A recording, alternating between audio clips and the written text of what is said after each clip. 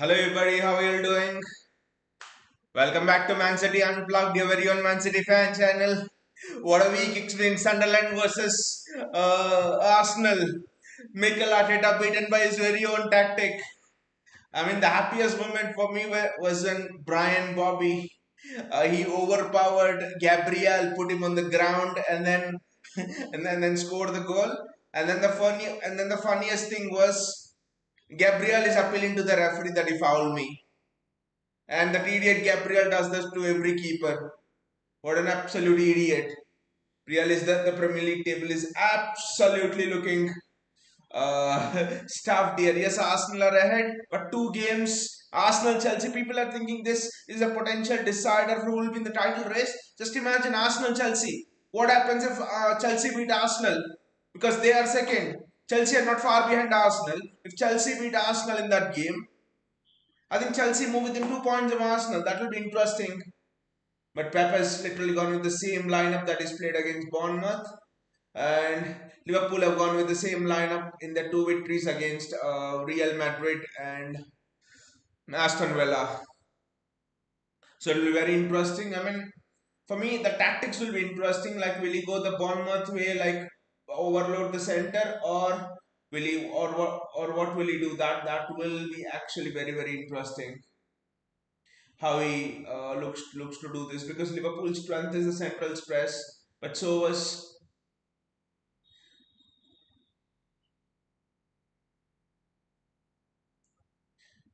Bournemouth's. That's a corner for City. Gautam is here. Gautam just said the citizens. Hey Gautam, did you watch Arsenal was Sunderland versus Arsenal yesterday? And what was your reaction when Brian Bobby overpowered Gabriel, put into the ground and scored the goal? It was I mean, I was just over the moon with that. Wow, this Premier League season is, yeah, one of the most exciting, at least in these 11 games, one of the most exciting I've seen. Gotham just match of the season. Arsenal's defense were completely overpowered. Ballard and Brian Bobby when he came on. I mean, Arsenal bought Zubimendi. Arsenal had 100 million for Declan Rice. I think 70-80 million for Zubimendi. And Isa they bought for I think around 60 million. Yet Granit Xhaka, one of the players they let go, was the boss of that midfield. Granit Xhaka was the absolute master of that midfield yesterday. That was the that was the funniest part. Gautam says Sunderland have been the best promoted side ever. They are not playing like a promoted side, Gautam. They are playing like a title challenger. I mean, I must say they're playing like a title challenger, at least up to this stage. Because one trait of title challengers: the title challengers never lose at home. Sunderland have never lost at home. I mean, Sunderland have not lost at home this season. They have played, and also you can't say they have only played small teams. Sunderland have played. They have defeated Chelsea away. They have drawn against Arsenal at their home. This is champions. This is, I mean, they might not win the title eventually, but this is title winning form to say, at least till now. It's interesting that City are choosing to play short passes. Gautam says Sunderland showed how to play against Arsenal. They did, Gautam, but the problem for other teams is no other team has Dan Ballard. Did you look at Dan Ballard? Did you look at his personality? He's 6'6". No other team has Brian Bobby as a striker. I mean, yes, we have Haaland, but in general, that physicality and stuff. That's a foul in favor of City. That's a foul. But yeah, there's no Dan Ballard, there's no Brian Bobby. So that's what I mean. Especially Dan Ballard, I think that was he was the difference yesterday. Such a towering presence. He was a bigger presence than any of the Arsenal centre backs. First time, hilariously, I have seen Arsenal centre backs begging for help from the referee. They were physically absolutely battered. Bernardo Silva has gone with the absolute key here. Are you happy with the lineup, Gautam?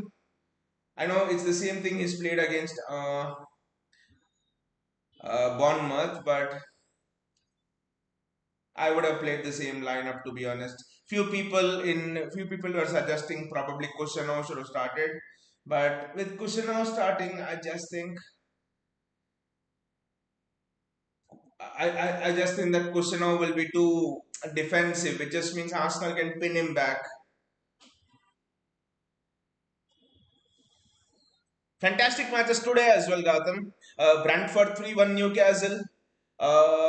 Palace Brighton. I was seeing Palace Brighton. Palace Brighton. It was nil-nil, but it was very very good. I mean, tackles flying in, the press from Brighton, superb everywhere. Nico Riley on the ball. Forest leads 1-0 down, and Forest come back. I think Forest is staying up. Yesterday, West Ham winning against Burnley. I think Burnley and Wolves and Leeds are probably the teams. Doku does extremely well there. Jeremy Doku. That is exceptional from Jeremy Doku. Does he have Fevicol on his boots or what? Gautam says we are at home. We need more attacking. Kusano would be better at Anfield. Exactly. I mean, there's no evidence to suggest that Kusano defensively is much more better than Matthews Nunes, especially on what I've seen this season, just this season, because Nunes has been extremely solid. Nunes has faced Semenyo. Nunes has faced, that second half against Arsenal, where he faced the likes of Martinelli and Eze sometimes when they switched wings. So there's no evidence to suggest that Kushanov has been weak defensively or so. So it's interesting. I mean, we need to get Phil Foden on the ball. I've not seen Foden take a touch in this match. But just a quick question for you, Gautam. Next we have Newcastle away, and Eddie Howe. I think he's in 15th. If he loses the next match after the international break, Eddie Howe will be Eddie Howe will be down in the bottom three. Do you think Newcastle will sack Eddie Howe? Is Eddie Howe on the verge of a sack? Phil Foden on the ball. Jeremy Doku, this is 3v2 at the back. Phil Foden's made an excellent run. Phil Foden's got the ball. It's just wide. It's just a bit wide. What a ball from Jeremy Doku that was. It split three defenders. Wow, Gautam. Since when Jeremy Doku has become this good? That is Kevin De Bruyne Doku. Wow, what a ball that was from Jeremy Doku. It took out three players. Wow. Foden just couldn't take a touch. But again, what a pass from Jeremy Doku that was. If he takes a touch, that's a goal, Gautam. I don't know how he didn't take a touch. But the run from Foden is just so encouraging. That run from Foden is just outstanding. What about Newcastle, Gautam? What do you think about Newcastle and Eddie Howe? Because losing to Brentford 3-1, yes, they went down to red card 73rd minute, but they were already losing. So losing to Brentford 3-1. At next match, if they lose, they'll be in the bottom three.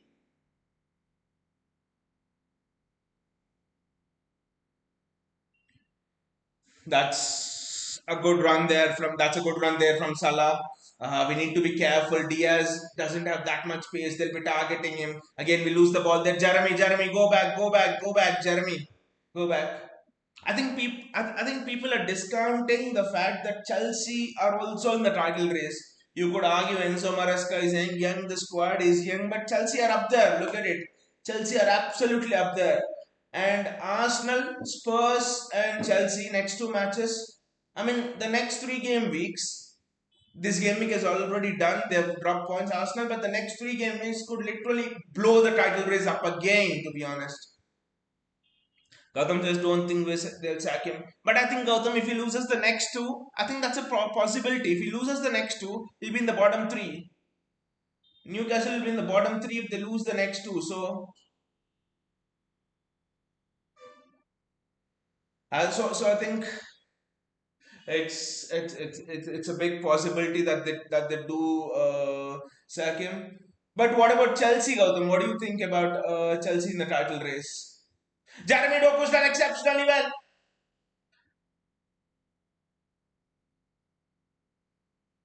That's a foul. That's a foul on Jeremy Doku. That's a foul. Why is the referee not giving a penalty? That's a clear foul. That's a clear foul.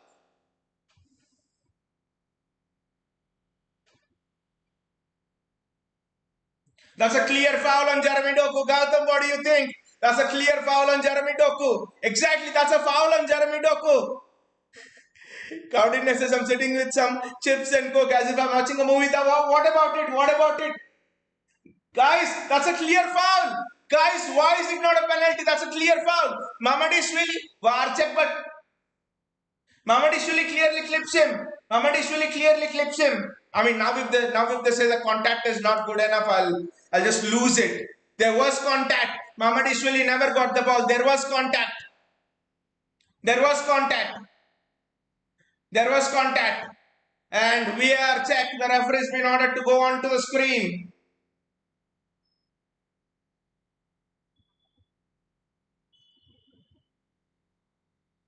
He makes contact. He makes contact. But just look at Liverpool fans telling.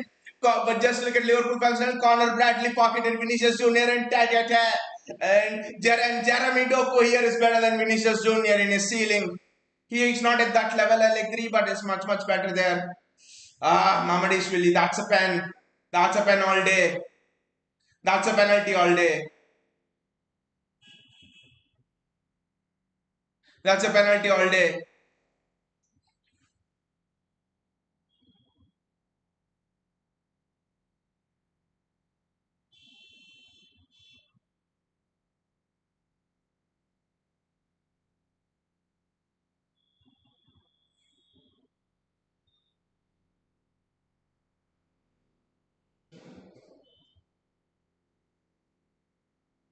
Yes, he's given it. He's given it. Come on, guys. He's given it.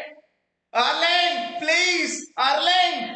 I have you in my fantasy team.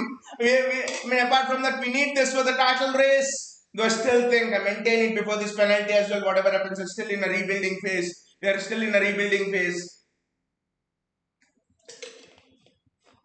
I have my favorite red bottle with me. Gatam, have your attacking bliss as well. Let us put all the power behind the big Erling Haaland to score.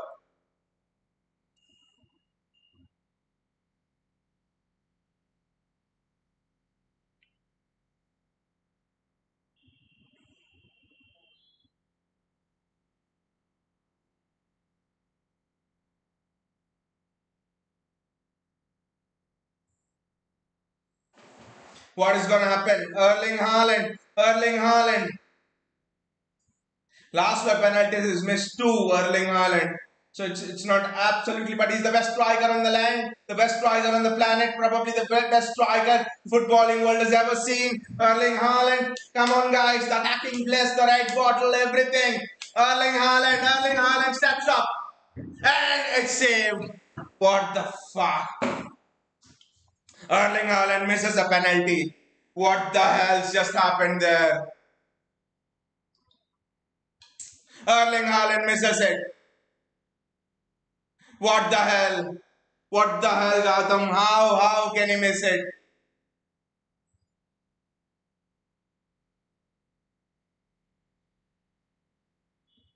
How can he miss it? And why did he go low and stuff? Just blast it. Such a poor penalty as well. That is such a poor penalty. And you know what happens when City miss penalties? Absolute trash.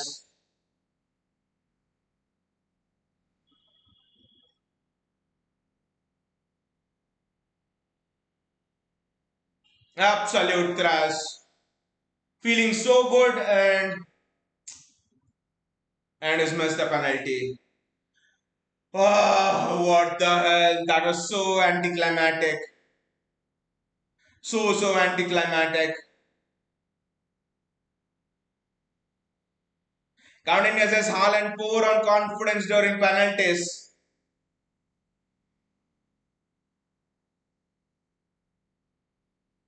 I don't know, Counting, because if you are comfortable in 1v1s, I think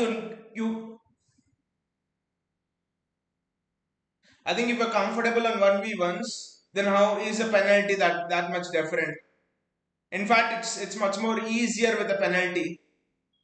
Because you do the same thing in 1v1s, right? You just pick the spot. Look at Erling Haaland. Continues memories of Mahrez missing the penalty against Liverpool. Now don't bring me back to all of those memories of Marmoush missing penalty against Crystal Palace last season, which cost us the NFA Cup final. Jeremy Doku with all that hard work and Ryan, Ryan Cherki almost going there. He's trying to foul Van Dijk. It's Bernardo actually. But what a bright start! What a bright start! I mean, the graphic showed everything. The graphic showed everything. Haaland, before this, Haaland missed two of the five penalties he's taken. I don't know. I mean, world's best striker should have.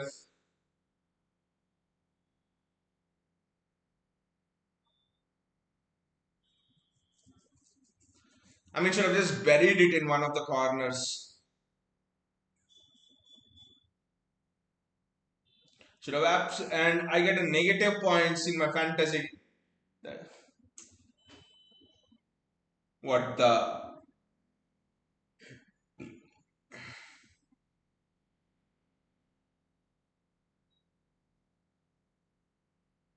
And you know what the funny thing is? The funny thing is the guy who plays fantasy. I mean, one of the guy in our league, in the fantasy league we are playing, he has Mohamed Ismail as the keeper, but he has David Raya as his first choice keeper, which any sane person will do. That's just the irony of it all.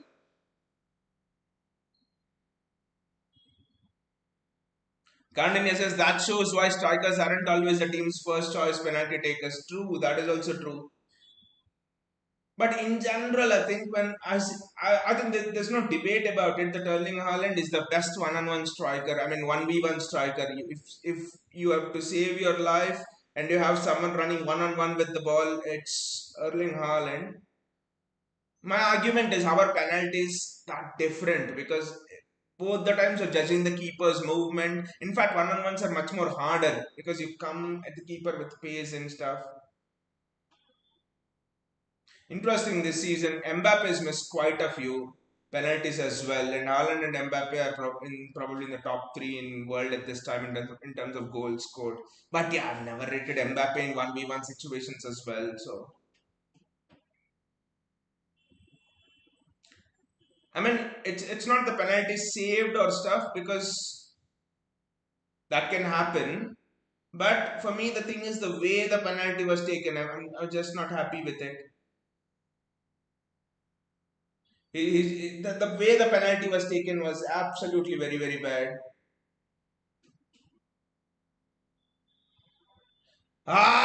That's a chance for Ryan Cherki. Cherki should score there. And Doku is having Connor Bradley on toast.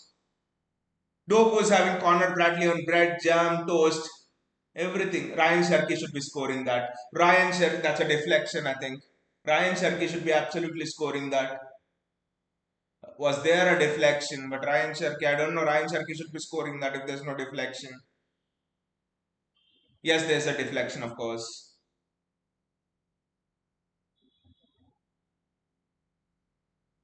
Phil Foden, still that penalty miss is still, and that too in the title race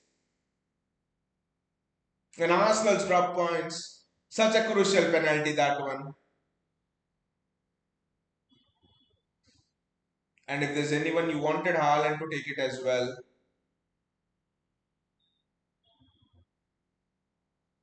Was having such a fantastic week, Erling Haaland. In fact, having such a fantastic start to the season.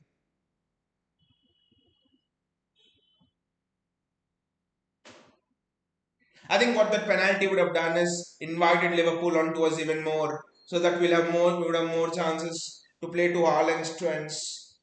It's lifted Liverpool, in fact, the penalty miss. Still, I mean, I still can't get over that penalty miss.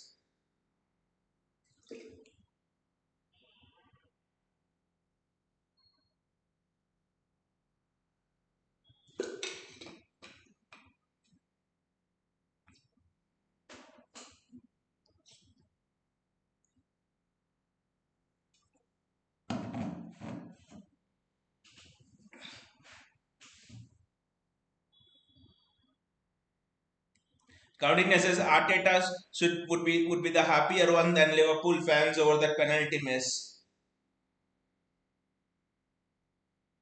But Coutinho, what do you think? Secretly, let's imagine the draw is the best result for Mikel Arteta. But if not a draw, and Mikel Arteta had to choose one side winning of the two, secretly, which side do you think Mikel Arteta would be happy to want to win here? What do you think? What's your opinion? Which side Mikel Arteta would think, okay, if these guys win, I don't care much. Which side would you think Mikel Arteta would be more happier winning this if draw was not an option? Nico Riley is doing extremely well with Mo Salah.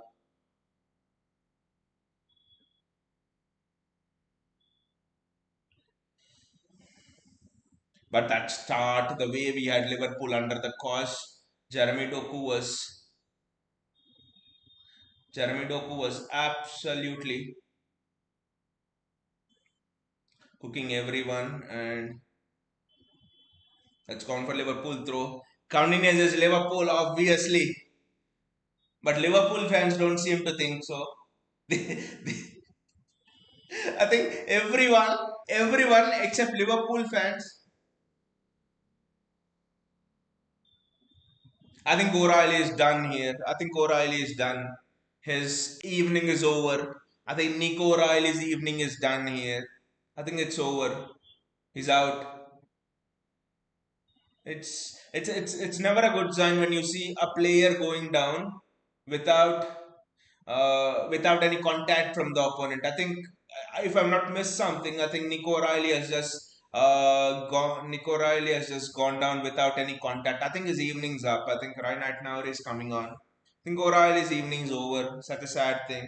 He would have absolutely pocketed Salah. Gautam says very wrong time. Hey Gautam, still I'm not able to get over that Haaland miss. The game would have been completely different if Haaland hasn't missed that.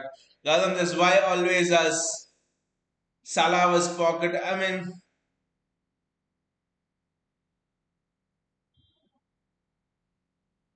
Nico O'Reilly's been the best left back in the Premier League this season until now.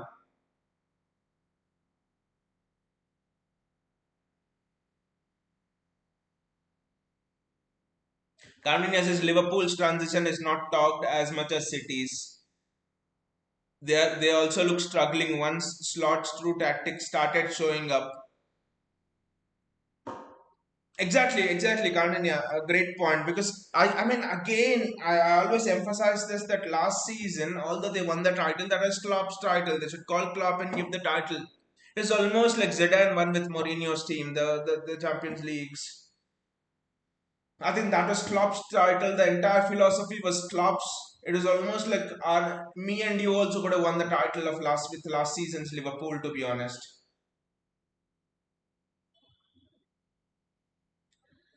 But yeah, this season actually they're struggling. They're also struggling Liverpool this season because Klopp's tactics are high press, get at the opponent, don't let them breathe. But Slock's tactics seem to be control possession, take time on the ball, and then go on the attack, passing and all of that, and that doesn't suit many of these Liverpool players. To be honest, I don't think I don't think Mohamed Salah is a possession football kind of player. Is best is Salah's best traits are often shown in quick counter attacks and high transition teams like Jurgen Klopp's. So just think Arne Slot's tactics are still not proven in the league. Bayaji is here. Hey Bayaji, how are you doing? Bayaji says Erling has missed 3 of last 6 penalties. Dismal by a world class player. Can't recall Salah ever missing a pen against us home and away. Bayaji, against us, no one will miss a penalty. I don't know why. It's all why always us. When was the last time a player missed a penalty against us? I can't remember. I can't remember when was the last time a player missed a penalty against us. And also this season, City have not scored a single goal from a set piece. When I say set piece, corner, free kick, penalty, This is the first penalty Haaland's got in his 11th match and he's missed it. City have not scored a single goal from a set piece, and everybody's telling, and it's true as well. It's true that the Premier League has gone to long throws, set pieces, and all of that, but we strangely have not scored a single goal from a set piece, and yet we are the top scorers in the Premier League.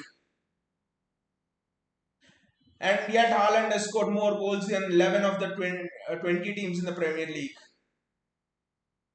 Interesting stats.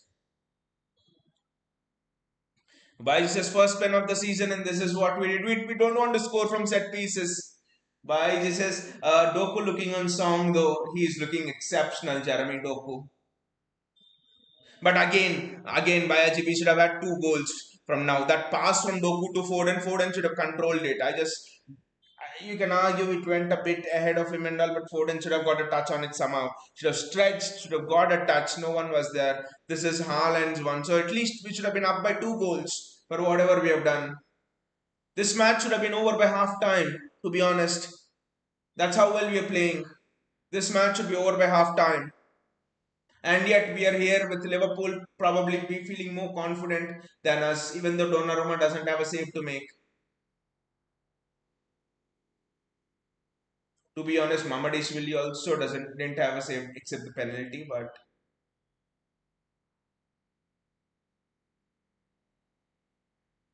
that's a great ball by Ryan Cherki onto Erling Haaland. Doku's on his bike. Jeremy Doku is on his bike. Jeremy Doku is on his bike.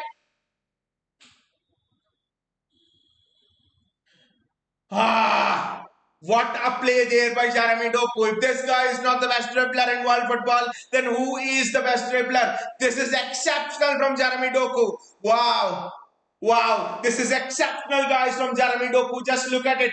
He's had Connor Bradley, the one who's reportedly pocketed Vinicius Jr. not once but twice in the last 2 years. He has him on bread, jam, toast, which we eat every day. Wonderful from Jeremy Doku again. This guy, Jeremy Doku, is Phil Foden. That is excellent from Nico Gonzalez. This is Jeremy Doku again. Jeremy Doku has so much space. Doku, drive with the ball. He's lost the ball there. That's a free kick to Liverpool. Kamrin says last comment on Liverpool. These days, teams gain confidence after playing Man United, and that sort of Man United gained confidence after playing Liverpool in Anfield. Yet no one dares to criticize a title winner, and they dare to criticize us. They dare to criticize Pep. The pundits before this match were talking as if Pep City doesn't exist. They were telling like Liverpool will win. That is exceptional defending from Guardiola and all of that. They don't seem to remember. They don't seem to care about. They remember, of course. They don't seem to care about that. He's won 6 and 7 titles. That is exceptional from Nico O'Reilly. What strength! He should probably be in your heavyweight championship. Again, just a bit on Newcastle, guys. Will Eddie Howe be sacked or not? Wonderful there from Nico Gonzalez, and what a ball that is to release Matheus Nunes. Matheus Nunes is on his bike. He has the entire Etihad to his name. Wow. Nico Gonzalez, exceptional again. Whatever might happen in this match, these players are playing beautifully. Ryan Cherki, probably he is the one who's not maybe having a good game. Ryan Cherki, the others have been beautiful. And Ryan Cherki is not having a bad game at all. You can see the difference. Ryan Cherki to Nico Gonzalez, spread it. Doku's playing centrally. I like this attacking setup. It's sort of a 3-4-3 with 3 at the back, 1 full back up, and then Jeremy Doku in. The Viking scores! Erling Haaland scores! I don't want penalty spot! I do not want penalty spot! I can score with my head! I can score from open play! This is how it is done! Mr. Mikel Arteta! You don't rely on set pieces! You are a set piece idiot! I don't want penalties! I will score from a header! What a goal! Come on! Wow! Wow! He doesn't want easy goals.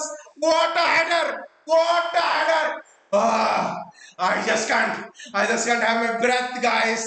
Ah, wow! Let me just take a breather. Wow!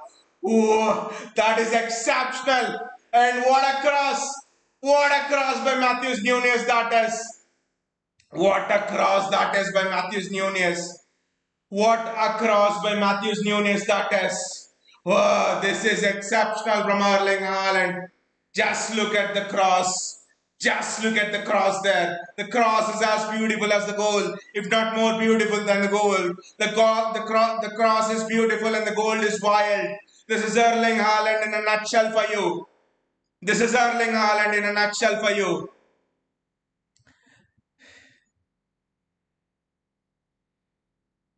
What a header from Erling Haaland. He doesn't want easy goals, says Gautam Bhai. This is what a header from nowhere. And what a cross by Aji. What a cross. This is absolute cinema. What a cross. Bhai, this is Nunez, the best crosser in the team. Always pinpoint crosses. There was a time by Aji when he was playing on the left wing, if I'm not wrong. I think last season, and his crossing was absolutely exceptional. Nunez again. Ryan Cherki, Ryan Cherki, Ryan Cherki, Ryan Cherki, Ryan Cherki.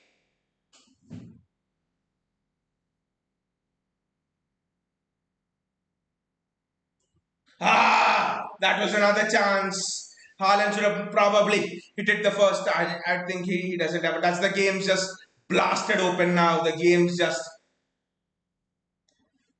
There's no one here. There's no one here. I think Florian Wirtz. Florian Wirtz, don't tell him. Don't let Florian Wirtz score against us the first time. No, no, no. Absolutely, exactly. It's raining at the Etihad. This is absolute cinema. Why this is blue whale, blue shark. Blue Shark, and the Blue Shark is rebuilding this season, Bayaji. Whatever be the result of this game, the Blue Shark is rebuilding. The Blue Shark is resting. The Blue Shark is in its hibernation period. I think Ryan Cherki had the worst game, to be honest, of all, and he's not had a bad game by any standard, but he's had a worse game to his high level standards when you compare to what everyone at City are having. Everyone is exceptional. Nico Gonzalez, Nunez, Diaz, Guardiola. I mean, Donnarumma hasn't been tested. That's a different thing. But look at Bernardo Silva there. They're trying to press him, and Bernardo Silva wants them to press him.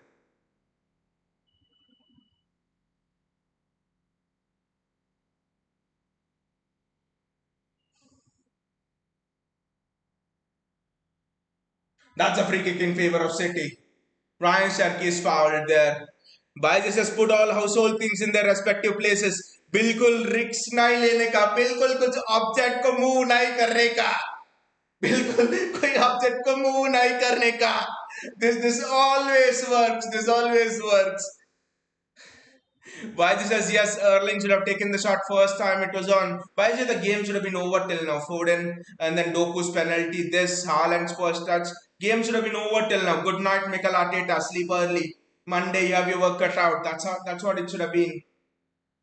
But anyway, relieved.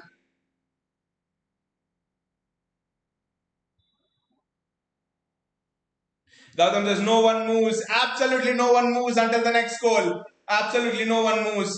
Nico Riley, what a beast he's been. He's put Mo Salah in his back pocket and he has a front pocket available if you have to pocket someone else.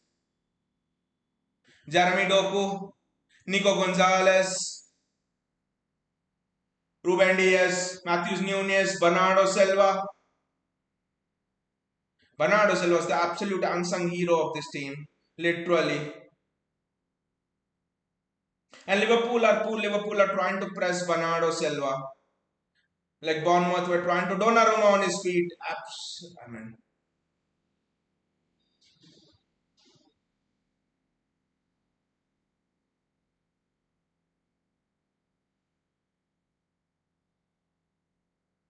I think the ball's gone out there. No, wow. What a crazy last 10 minutes there. Absolutely beautiful that is. Just talking a bit about Bernardo Silva. these guys, Liverpool, these guys are trying to press Bernardo Silva. I think Slot or someone should show them the clips when 2018-19 season, Etihad January the 2nd, a classic John Stones goal line clearance. Fernandinho was struggling with the Liverpool's press. Bernardo Silva goes and gets the ball off our centre backs every time then. And then the pressing was Sadio Mane, Robbie Firmino, one of the best pressers Robbie Firmino I've seen in the Premier League has ever seen. Sadio Mane, Firmino, Wijnaldum. They had all these people. They had all these people, and still Bernardo Silva was able to go take the ball of them. What are these Liverpool kids in front of them? What are these Liverpool kids in front of them? But absolutely wow. What a sensational goal that was. What a sensational goal that was. Wow.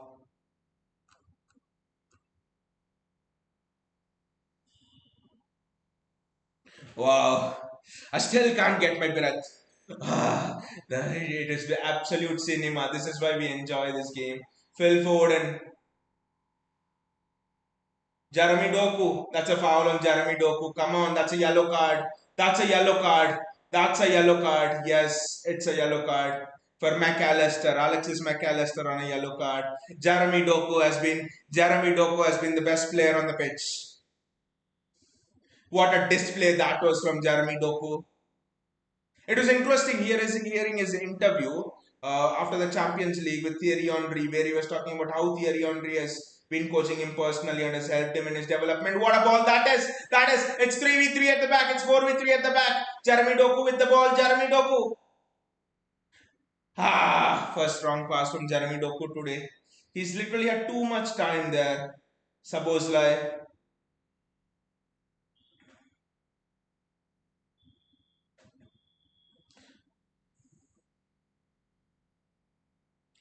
McAllister fouled. They're not allowing Sabozlai to get in the game. But the system's interesting from City. In attack, it's the fullbacks providing width, like against Bournemouth, and it's. I think there's a theory that is going around. I'll speak about it regarding City's formations once we clear this Liverpool attack. Andy Robertson comes in. Matthews Nunes does wonderfully well again. Wow, what a player he's been, Matthews Nunes. Defend the cross for the goal. Defensively excellent until in this season up until this point.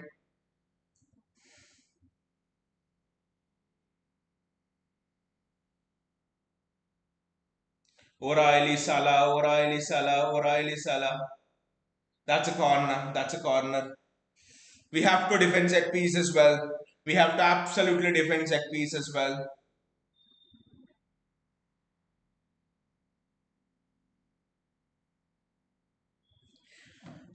We have to defend set piece as well, guys.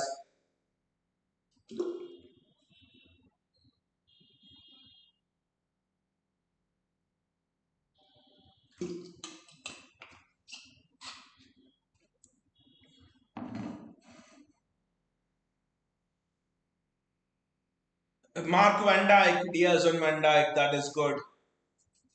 Haaland at the front post. And Liverpool score. Van Dijk scores. Ah, had to be like this. Had to be conceding like this.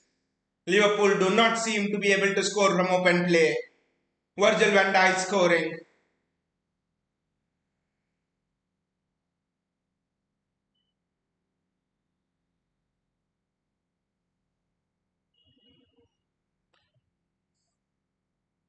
What happened? The goal's not given. The goal's not given.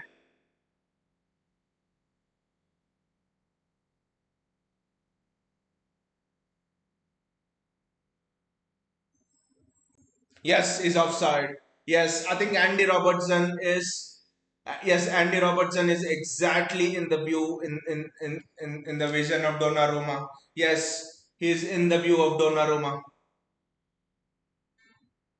Yes, is obstructing Donnarumma there. Yes, I know he bends, but he's obstructing Donnarumma there in offside position. It's not given.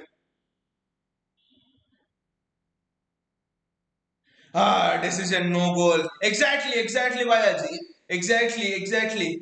Robertson blocking GG in offside position. Exactly. But the question is, the question is, if Robertson was not there, that was a goal. Why are we being so bad from set pieces? Yes, it's offside, Gautam, but why are we being so bad from set pieces? Why are we so bad from set pieces when you have Nico Riley, Erling Haaland, Ruben Diaz, Josko Guardiol? Have I missed someone? You have four players who are absolutely very tall, and Nunez as well. He's 6'1".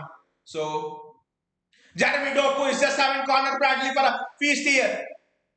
Wow! Just look at Jeremy Doku play. Why this is even worse than the last season, Dafuk. But what about Jeremy Doku play?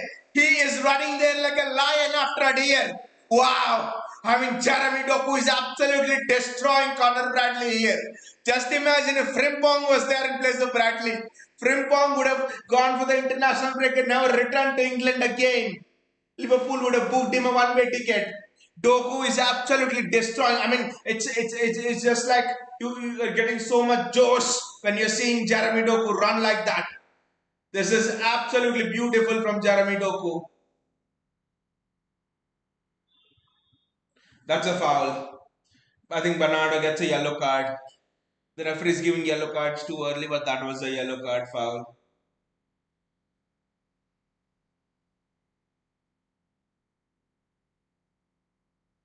I don't know why Bernardo Silva does that because Diaz was anyway there. But I'm not happy with the set pieces, YG. Neither we score from the set pieces, neither we defend from the set pieces. Then why is the set piece coach there? मुझे भी चाहिए ऐसा job जहां job ही ना करे पर salary मिले. What the hell is the set piece coach doing? You don't concede and you don't score. Who is that set piece coach? Liverpool are on the attack here. Please don't score. That's good. That's good defending. That's fantastic defending there.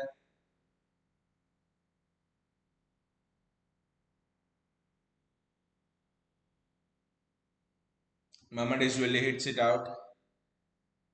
Gautam says, I think Cherki will receive a stick from Pep in the break. Especially there when Bernardo got Jeremy Doku again. Just look at it, Jeremy Doku again. He's absolutely destroying Connor Bradley. They're doubling up on him and still they're not able to do anything.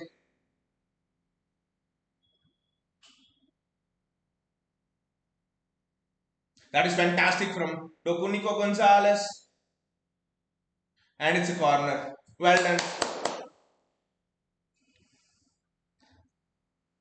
I think that's exactly the thing what Pep said, Gautam, about Cherki. He's a street footballer. He plays the way they play in the street with freedom, without any fear. But I just hope we can coach him a little bit, and that is what he meant by this.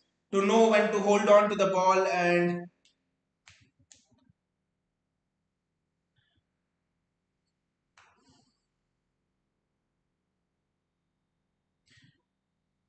I think Ryan Cherki with the corner, what a relief, and not Phil Foden for the first time.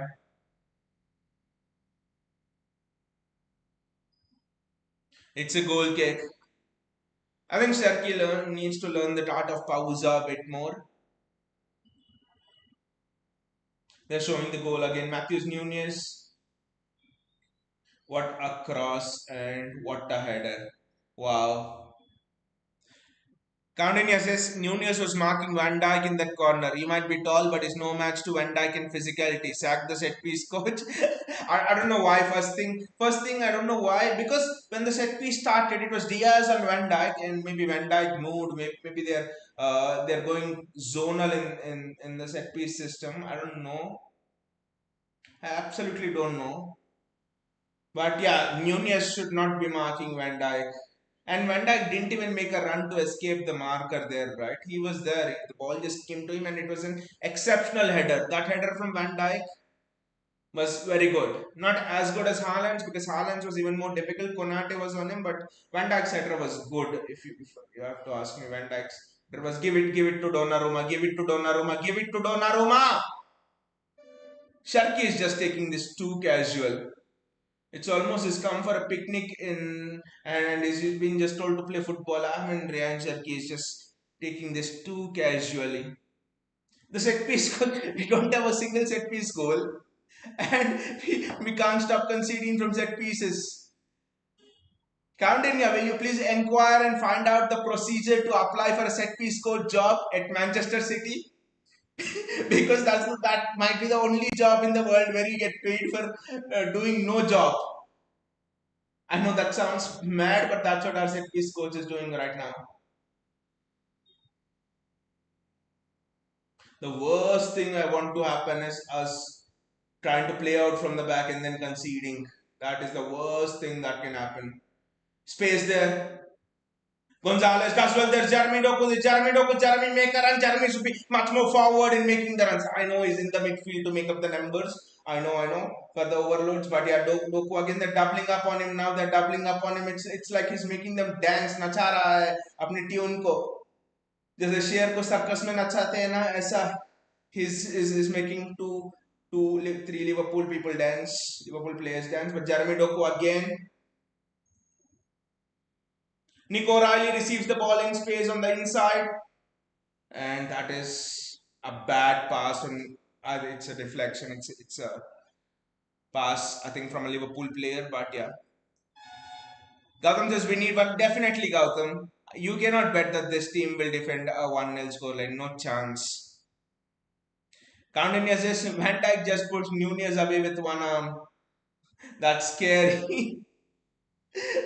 that's the physicality. That's the physicality of Virgil van Dijk in a nutshell. That's why it's interesting. Konate was there to mark Erling Haaland and it was not. I don't know what Ryan Cherki was doing there. He has to pass it. That's why I was surprised a bit when Konate was on Haaland and not Van Dijk because Van Dijk could have dealt with it much better. Bernardo Silva, Ryan Cherki on the outside. He's played Ryan Cherki. He has to cross it on the box. Ryan Cherki. That was Phil Foden was free at the far post. One thing Cherki had to do was just put that ball, cross that ball. That's it. Foden was bloody hell. Foden was free on the back post, guys. An open goal for City. That was a chance missed. How is this game not over at halftime? How are we not final up at halftime? What the hell? How many chances for City? How many chances for City there? Jeremy Doku shoot.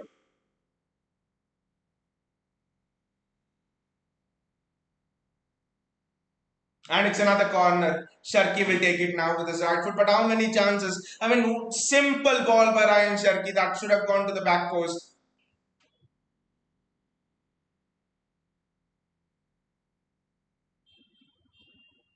What a goal!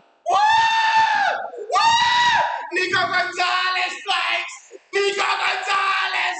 Wow! The power with which he did! Nico the hero! Nico the pro! Nico Gonzalez! Nico the new Rodri! Nico the Rodri Gonzalez! It is not Nico Gonzalez, it is Nico the Rodri Gonzalez! Wow! Nico Gonzalez there with the strike. I don't care how many deflections were there in the middle. I don't care if the ball deflected of Arne Slot's bum and went into the goal. But what a goal that is by Nico Gonzalez. I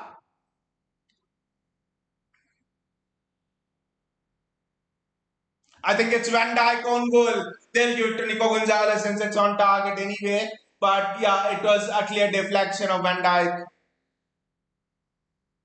I think the goalkeeper's positioning is poor over there, but I don't care. Let us celebrate the goal. I'll speak about the goalkeeper's positioning. How are we not 6-0 up here? Guys, how are we not 6-0 up here? Guys, count the chances with the penalty. How are we not 6-0 up here? This should be a battering of 7-8-0 for Arne Slot. How are we not 6-0 up here, guys? How are we not 6-0 up here? Who got the assist? Was it a Ryan Cherki assist? Was it a Ryan Cherki assist? I don't know.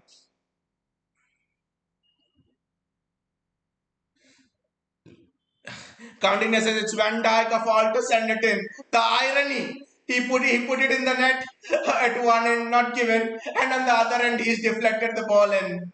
They say when it rains it pours. And we are giving all of it back to Virgil van Dijk at the Etihad. Why this is Nico G rewarded for all the true grit and determination in the recent games. Mini Rodrigue growing in stature with each game passing. Liverpool on the attack. Guys, do not concede. Guys, do not concede before the end. Guys, that is excellent. Can we go on a counter-attack here? Phil Foden, Erling Haaland. There's Jeremy Doku. Yes, yes. Jeremy Doku can take the attack forward. Jeremy. Go. He stopped a bit, but Jeremy Doku can take it forward. There are still 2 minutes to go. Acceleration from Jeremy Doku is wonderful. Another corner for City. Counts as wish that penalty went in. From the penalty, the ball Doku gave to Phil Foden should have taken a touch. Ryan Cherki should have just crossed to Phil Foden at the back post, where it was such an easy this thing. So 3 more goals. How are we not 5-0, 6-0 up? That's what I'm asking here. Got on this Bernardo. Biles says pool have been decimated by Pep. It would have been great if it was final 6-0 scoreline by Aji. It would have been decimated in terms of goals as well. Baiji says we changed the corner routine and scored and corner taker as well, Bayaji. How many times will Phil Foden continue taking the shit corners? Let Cherki take from both sides. 1 more minute to go. Let us not concede in this 1 more minute. We need 1 more, guys. We need 1 more. Looking at what happened against Dortmund, we need 1 more. We need 1 more.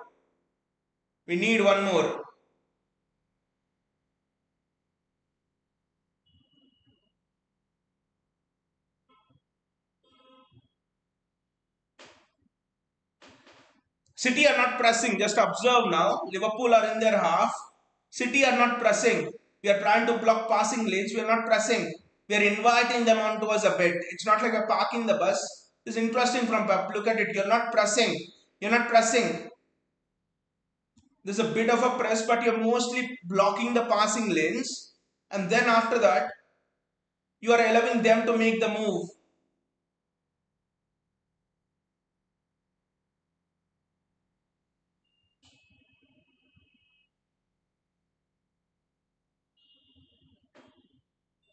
And can City have a chance on the counter here? I don't know, but the ref, it's over. The half is over anyway. And the ref blows the whistle. This has been complete domination from start to finish. What started with a penalty miss on such a bad note ended with what has been one of the best halves I've seen City play in the last 2 years. Last 2 years of football, this is the best half I've seen City play. The best half of football I've seen City play. Absolute domination from start to finish. The scoreline is 2-0 and I'm saying the scoreline doesn't reflect it. Should have been 5-0, 6-0. Absolute decimation by City. The worst player on the pitch was Ryan Cherki for City, and Ryan Cherki's had a 7 out of 10 game. And still is the worst player for City on the pitch. Which just tells you that how good City's been. How good everyone else has been. Wow. That header. I mean, just a bit. I want to talk a bit on that header because we have talked a lot about Erling Haaland missing the penalty, not being good, not having confidence on penalties like Countanya told. But I think there was something I remember that Pep said about Riyad Mahrez. I think it was 4 years, 5 years back. That was maybe before that when Mahrez just came to City. Mahrez was having a torrid season. First 1.5 seasons were very bad. So Pep was asked and he said, the quality I like about Riyad Mahrez is it was asked after he missed the penalty against Liverpool. You know what Pep said? The thing about Mahrez is not just penalties, even in one-on-ones and stuff. He makes a mistake, he loses the ball. But the quality I like about Mahrez is Even though he loses the ball, he has the courage to ask for the ball again. I like those players with that mentality, with that courage. Even though they have made a mistake, they want to ask for it again and again and again. Those are the mentality monsters that go on to be champions. They are whom I like. That's what Pep said about Mahrez. The same thing about Haaland. Most of the strikers would have been broken. Well, it would literally have been broke. It would have broken their mentality. Big game in front of your home crowd, title decider. It would have broken lesser men. But Erling Haaland, look at what he's done after missing that penalty. He's gone into the duels much more better. He's gone into the duels much more ferociously. He's blocking the passing lanes well, pressing well, getting into those positions. Competed with Konate and scored. Mentality monster. That is why he's a champion. I don't see Mbappe doing that. I've probably not seen Harry Kane doing that. This is why Erling Haaland is compared to R9, Adriano, and all those best strikers that have ever. Bayaji says when Pep had said desperate to play versus Pool, I sense he had a plan and it looked like so. He had Pep blinders, he had a plan. Bayaji, the funny thing is, Slot in a way is still sitting with a majority of Klopp's team. His team is just coming and none of his signings are working. So Arne Slot is having Klopp's team right now. And who was the architect of that Klopp's team? Pep Linders. So Pep Linders knows more about that Liverpool team than Arne Slot does. That is the irony. That is the irony. That's why Pep said that's why Pep actually said I'm desperate to play versus Pool. And I guess this week's tactical briefing and everything would have been done by Pep Linders. Pep Linders was the one who built that Liverpool architecture, and this is still that same team built by him and Klopp. Gautam says one thing I feel about penalties is that it's always better to shoot at the top corner on either side in this team. In this team, Nunez is the best penalty taker. Yes, Gautam. I also think the same thing. I think Matthews Nunez is one of the best penalty taker. Is the best penalty taker in this team. Not yes. I'm thinking about it, and yes, I think yes, Matthews Nunez is the best penalty taker in this team. Of course, there's Haaland, but yeah, Matthews Nunez is the best penalty. He's so underrated, Matthews Nunez, to be honest. Bayaji says yes, go for the top bins. Keeper never going to save that. It's interesting, Bayaji, because you're telling and Gautam's also actually telling that go for the top bins, but when you actually look at the best penalty takers, at least in the last 15-20 years, because I don't know before that, when you look at the best penalty takers, Yaya Toure, uh, Mario Balotelli, Bruno Fernandes is a very good penalty taker. uh, I know Salah is there, but I'll come on to that a bit. Cole Palmer as well. He's been ice cold. I mean, when you look at these kinds of penalty takers, they don't blast the ball. In fact, Yaya Toure was once asked, Sky did a program with him, Yaya Toure, and he was asked what is the secret to taking penalties generally. Yaya Toure told, if I had to choose between top bins and the bottom, I would go I would go to the ball, just wait that split second, and then place it in the opposite corner. He told that is probably the best way, because when you go for the top bins, sometimes when you go for the top bins, I think sometimes it's not always easy to get it exactly in the corner. And the problem with going for the top bins, I think, is it's at a nice savable height for the keeper if you don't get it exactly in the corner. But the way Jorginho was another one. But the way Jorginho takes, the way Toure takes, Balotelli takes, and all of them, I actually think that it's unsavable. It's unsavable.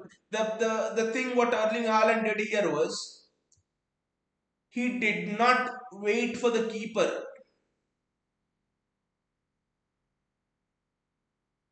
He did not wait for the keeper to go either way. I think the truth about these kind of penalties is you need to wait for the keeper to come into one side. That is the secret here, and Haaland did not do that. That is the mistake he did.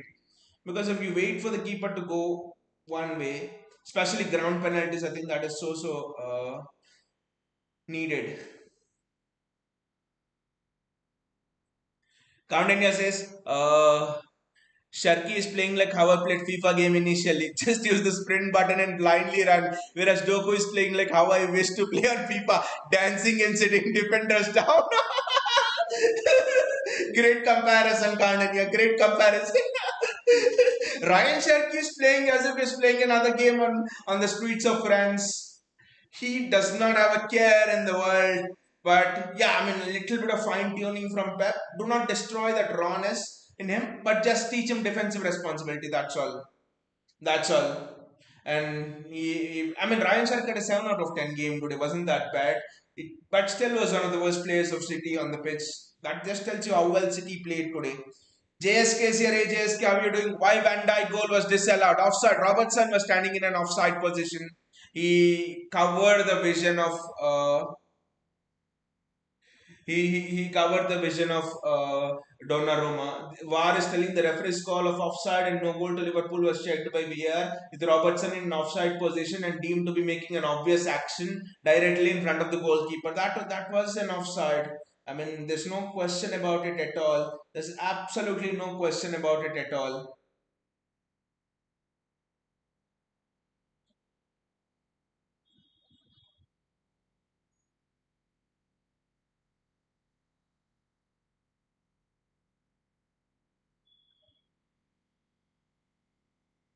I think that's an offside. There's no question about it.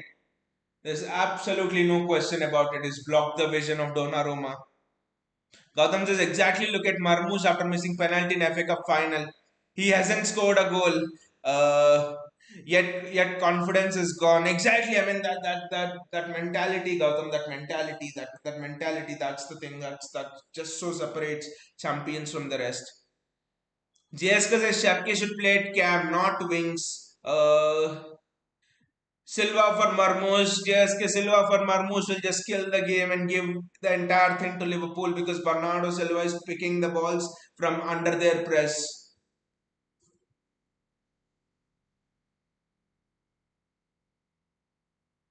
They're showing all of the IFAB laws and all. I think VR hardly studies this. They give whatever decision the mood of the nation dictates. Gautam says, watch Neymar taking penalties. That stance, that walk mostly makes keeper commit his move already and he smoothly moves in opposite direction. There was nothing wrong with Haaland. Exactly, Gautam, like you said.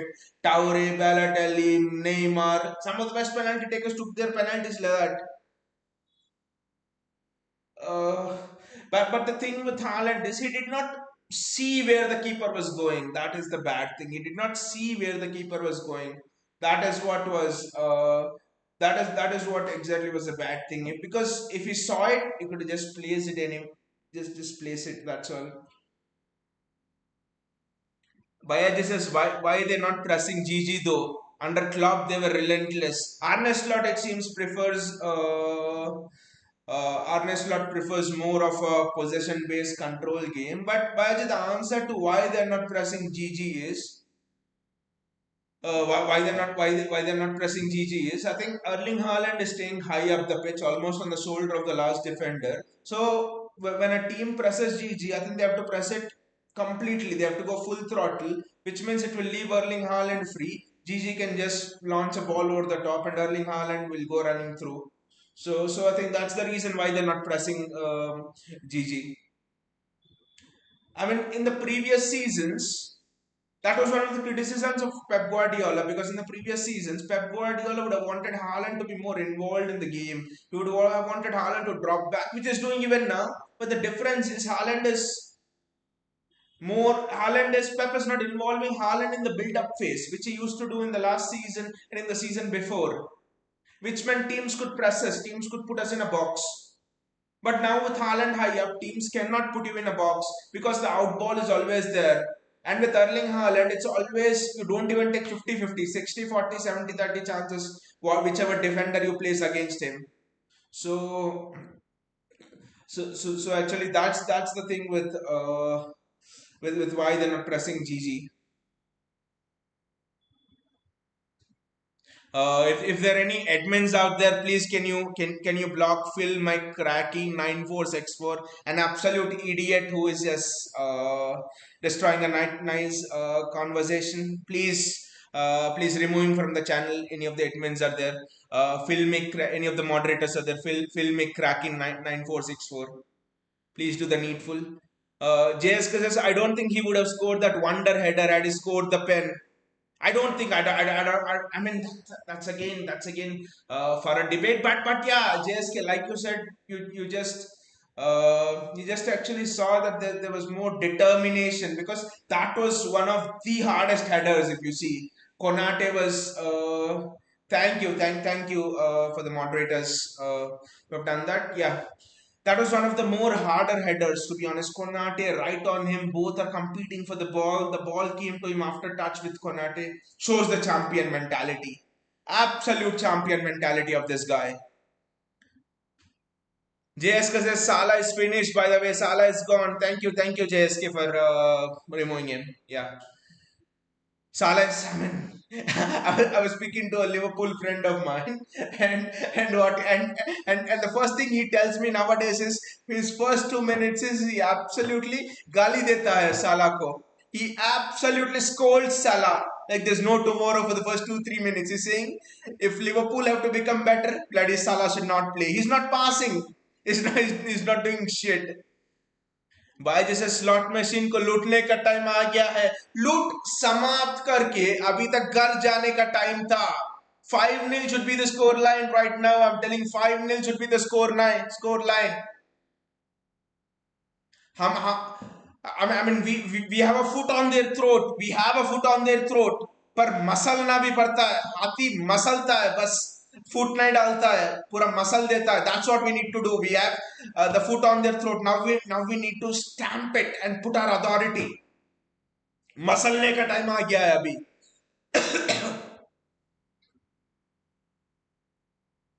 Bayaji says commentators pointing out how Haaland keeping close to Virgil van Dijk stopping him pinging the ball straight to Salah. Yes, that those diagonals have absolutely been absent as well. I think Van Dijk and Salah, what a combination it's been in clubs, years and all. I think the combination's over. Van Dijk is getting older. Van Dijk is getting older. Salah's just lost it. It will be interesting how they go about replacing them both. They're telling probably Semenyo and Mark Guehi. But I probably think Real Madrid, since Guehi is a free agent, I think Real Madrid will go for Mark Guehi, because Eder Militao looks absolutely stupid. Eder Militao looks absolutely very bad. Bernardo Silva's assist, if that can even be counted as an assist. Again, that goal was very important, because 1-0 down at halftime, the team talk is different. You're 2-0 down at halftime, the team talk is just something else. Gautam says, now we need to target the next 25 minutes and then just wise game management. One more goal, Gautam, one more goal, because we need to remember what happened against Dortmund in midweek. So one more goal, Gautam, one more goal. One more goal. One more goal.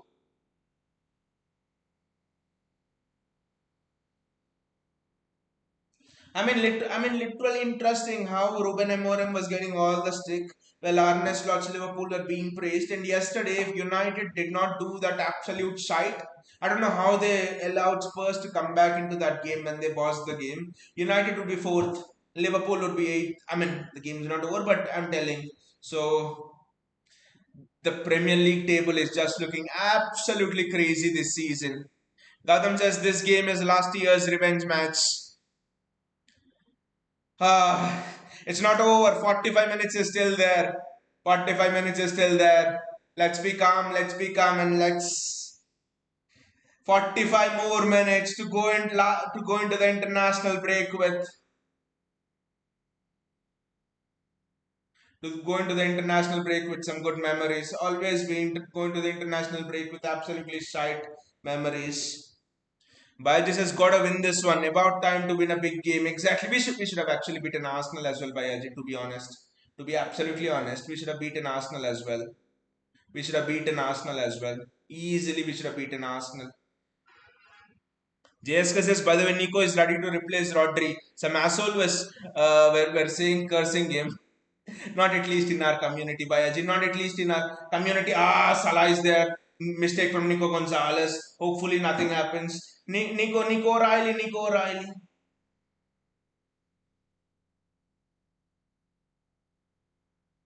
Not an early goal, not an early goal. Ryan Cherki with the ball. Erling Haaland. Ah,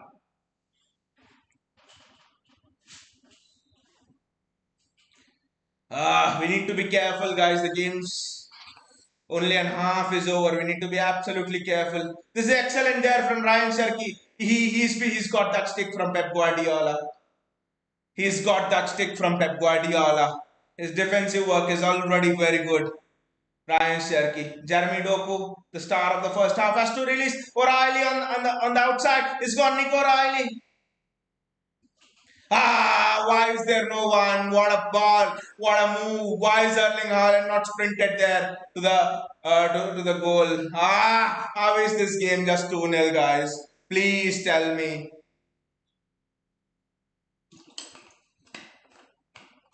Salah's getting so much room. Salah's getting so much room. We need to be careful. Mo Salah is getting so much room.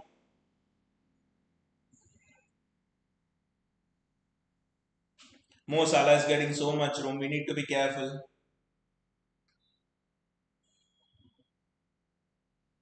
We need to be careful, guys.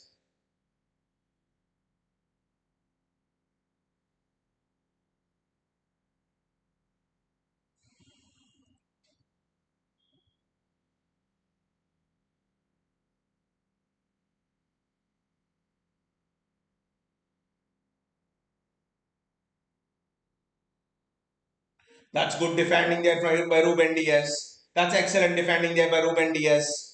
And it's a corner for City. Now, mark Virgil van Dijk well. Now, please mark Virgil van Dijk well. Now, please mark Virgil van Dijk well. Do not repeat that same mistake again.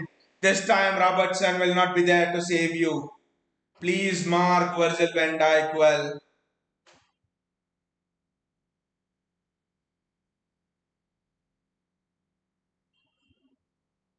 And it's a goal kick. I don't know why the ball is just going to Virgil van Dijk again and again. I don't know why, guys. I'm feeling tense. I'm feeling tense now. Gautam, defensive place activated. Please activate your ultra defensive place, not just ordinary defensive place. Gautam Faras, please activate your ultra defensive place.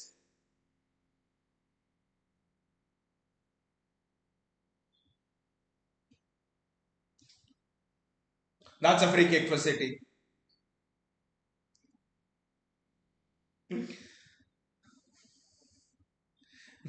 That's a free kick for City. I mean, I know I literally am feeling tense. I don't know why. No, we're 2-0 up, but still. Gautam says, Kama, Kama. Not able to keep calm, Gautam. Not able to keep calm at all. Nico Gonzalez. Just imagine Rodri joining the party now for the last 15-20 minutes alongside Nico Gonzalez in a double pivot.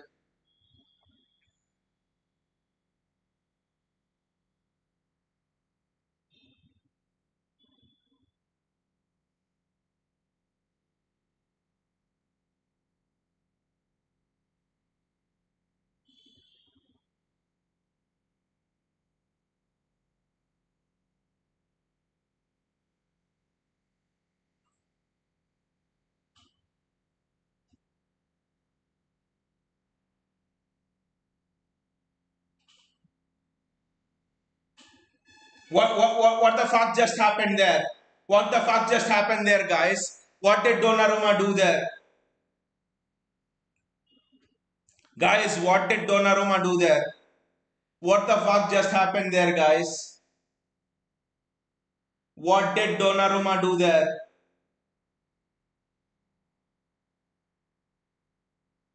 What did Donnarumma do there?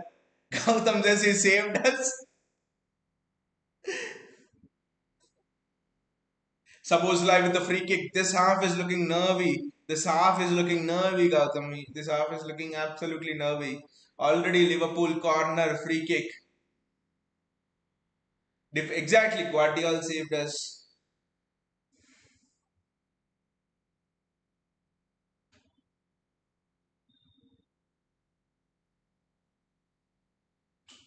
Jeremy Doku, this is excellent there from Jeremy Doku. Ryan Cherki. Ryan Cherki. Ryan Cherki. Ah, that's a free kick to City. That's a free kick to City in an excellent position. I think Connor Bradley's got a yellow card. Is it?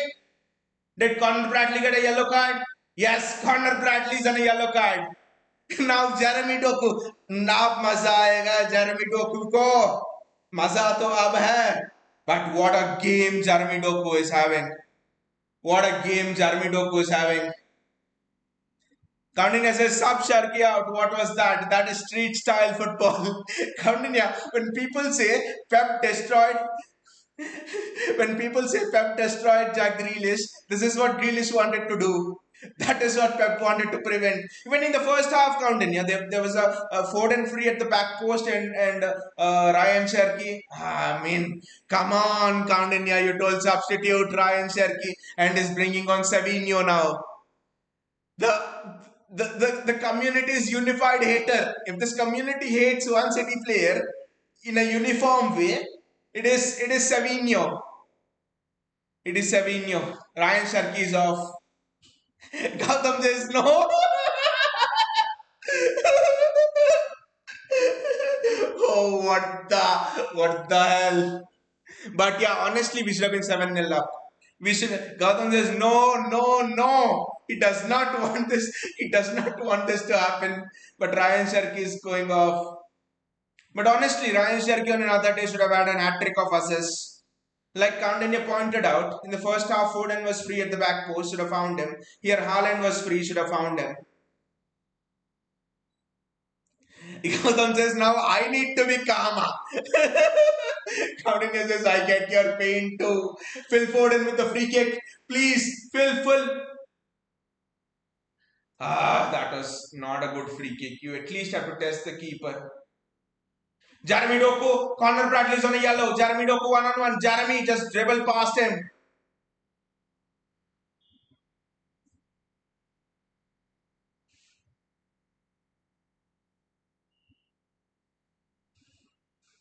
I think this game is demanding a Rodri already. I don't know if he's on the bench or not. I just think this game is demand. What a ball that is! What a ball that is! Savinho! And it's a corner. At least well done.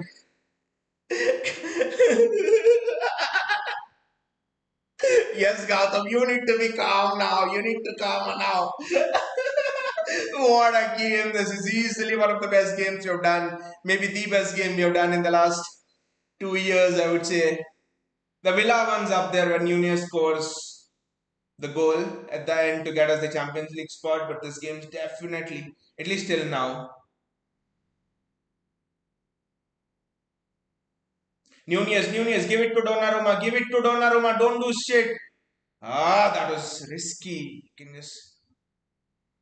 They're just giving the ball to Jeremy Doku to have a go at Connor Bradley since Bradley's on a yellow card. This is excellent. How did he even do that? I know how did he even do that? Wow. Yes, the shot was not good, but how can a human body go like that? Guys, this is physics defying. I need to see that twice and thrice. How can Jeremy Doku do it like that? That's Josko Guardiola jumping into tackles unnecessarily. That's a free kick for Liverpool. Not needed from Josko Guardiola. Counting says, interesting that you have a red bottle. Mohan, who are the bottlers you're mocking here? Arsenal or Liverpool? Please hold that bottle up for a second. Cheers to the eternal bottlers. Arsenal. I mean the teams wearing this color are all actually bottling in the league. Yes, United are not bottling this season, but in general. This is going to be interesting. Karkez coming on. Gakpo, we need to be careful. Gakpo is coming on. Karkez is coming on. This will be interesting. Who's on the left wing? Karkez on. I would have liked Ryan Cherki to be there, but Savinho against Karkez will be very, very interesting. Karkez coming on. We need to get the third goal and just enjoy. Just enjoy, guys. Get the third goal and enjoy. Ekitike is off. Robertson is off. Karke is on. Gakpo on. Which means I think easy playing Gakpo as a striker. Maybe. Gautam says Doku is just kaboom. Doku is just monster. Uh, Sabozlai. Sabozlai with the free kick. Unnecessary free kick. Well defended. Extremely well defended.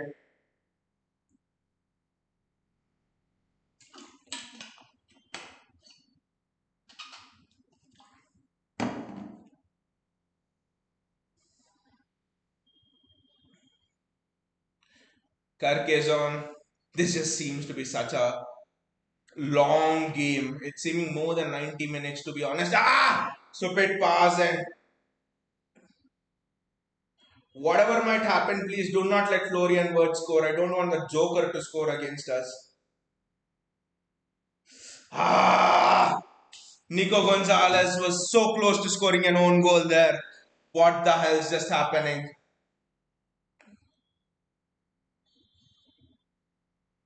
That could have gone anywhere. Don't tell me he meant that. Another corner. Just don't give Liverpool corners. It's another corner. City absolutely under the pump. We need to score the third, guys. Absolutely need to score the third. Virgil van Dijk. And it's an in-swinger as well. That is good defending. That is very, very good defending. Savinho with the run. Savinho. Haaland. It's a 2v3, so there's no use of pressing Mamadashvili, but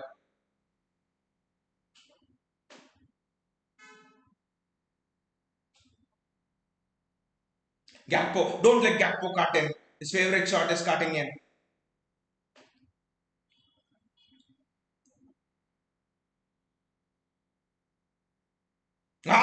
That was a chance. That is what Gakpo is sure at. Gautam says, for today's match, I'll support you like you're my favorite. I mean, he's talking about Savinho. That was a chance, Gautam. That was a chance. Look at it. That was a chance for Gakpo. Nunez probably did enough, but we need to be careful. We need to be careful about that. We are being reckless, honestly. We are being reckless.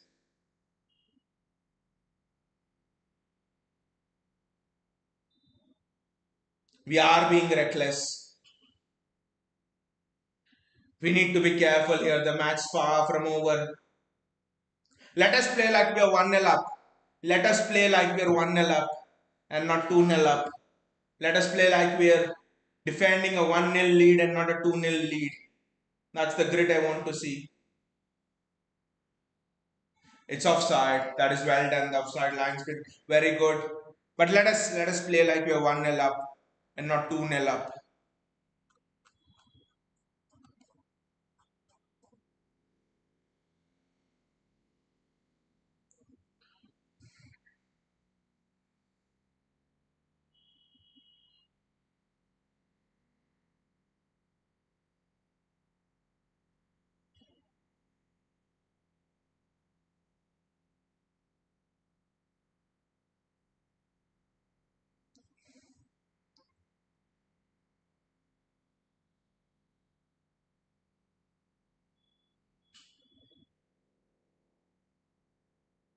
It's a Liverpool throw in.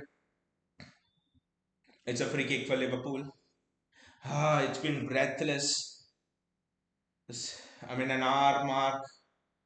An hour has gone and it's absolutely been breathless.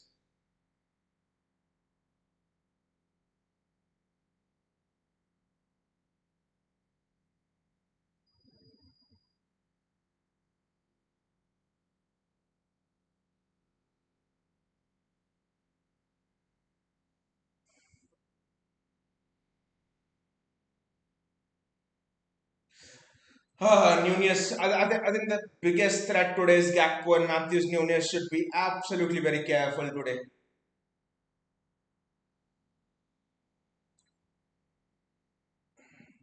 Good ball, and who says Donnarumma cannot play with his feet? Is more than decent. That's an excellent ball, Jeremy Doku.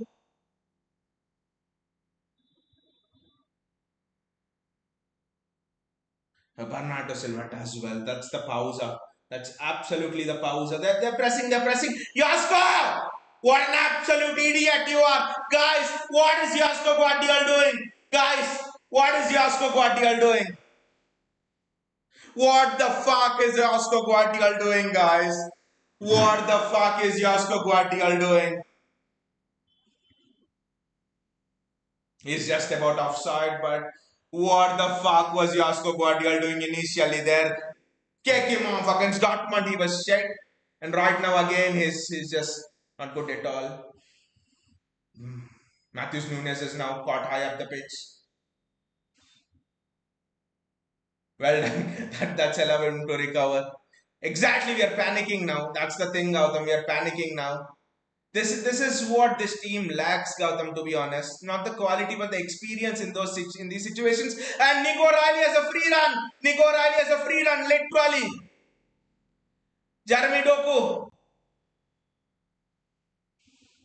What a goal! Ah! Come on! Come on! What a goal! Jeremy Doku! You beauty! What a goal! Doku! Doku! Jeremy Doku! Ah!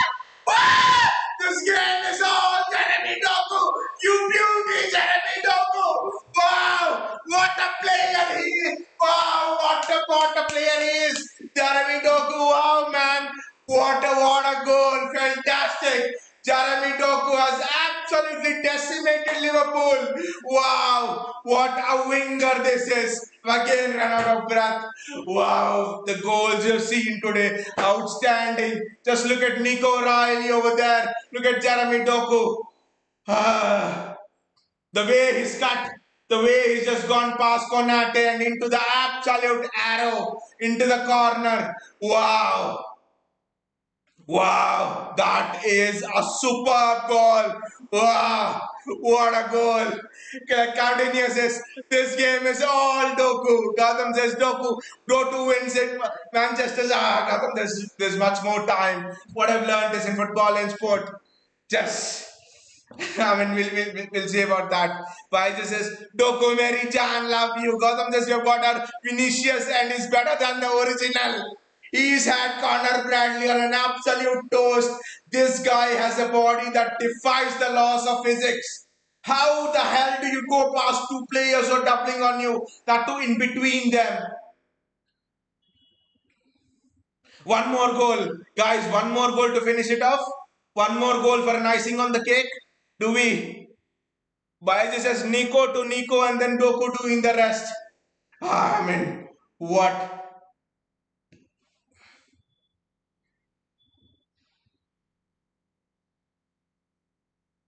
Nico Gonzalez is absolutely playing truly elite. Nunez, Savinho, Savio does absolutely well there to get the ball. Savio, since coming on, his defensive work has been absolutely superb. That's a poor piece of play. That's a poor piece of play by Phil Foden. Just go and get the ball. We cannot concede now. After such a good goal, we absolutely cannot concede now. This is excellent there by Jeremy Doku. Wow, the defensive work, the offensive work.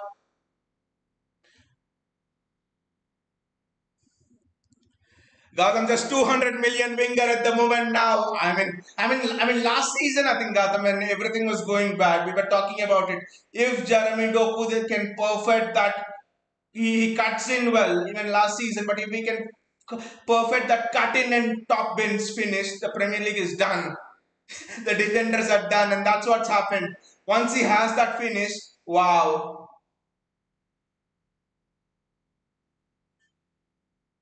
What a display this is. Bayaji says Doku playing the game of his life. Usain Bolt pace and Messi precision on the ball. Nico Riley. Jeremy Doku plays in Nico Riley.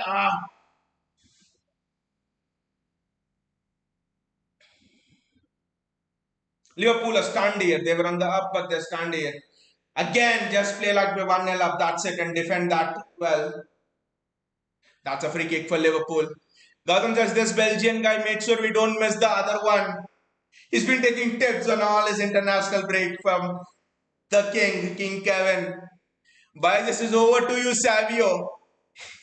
Gautam says he would have seen this and would have loved this for sure. Gautam, if Kevin was there, he would have been playing in place of Ryan Cherki and the game would have been 7-8-0 now. 3-0 is not reflecting the game. See, it's 3-0 and I'm still not happy. I know the game's not done yet, but still, because I know this is an absolute carnage. Should have been 7-0 at least. Nico Riley does well, but the ball goes back to Connor Bradley.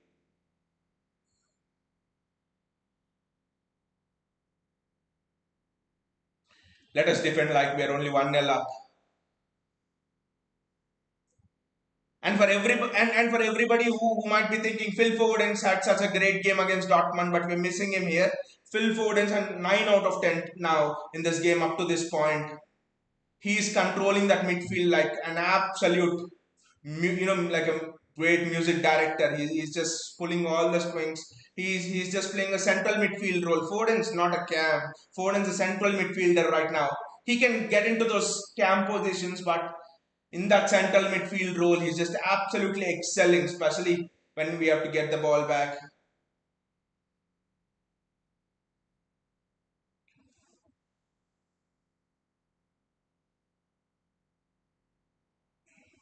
Just do not concede a goal. That's it. Jeremy Doku, Jeremy Doku, Jeremy. Just defend it well. That's very well done by Jeremy Doku. There is his defense skills are just superb. That's a throw in for City. A throw in for Liverpool, to be honest. Biology says Bernardo Alvarez box office mode. Bernardo always box office mode versus Pool. I mean, from that 18-19 season, January the 2nd, John Stones goal line clearance. I always refer back to that because that is the match I saw Bernardo and I thought, wow, what a player we have got. Wow, he dominated a midfield of Firmino, Wijnaldum, Henderson, and that midfield was one of the best in that era under Klopp and stuff. Salah, Sabozlai. Continue says, show the recording of this match to kids. That's how a winger should play. A performance by Doku that will enter the folklore.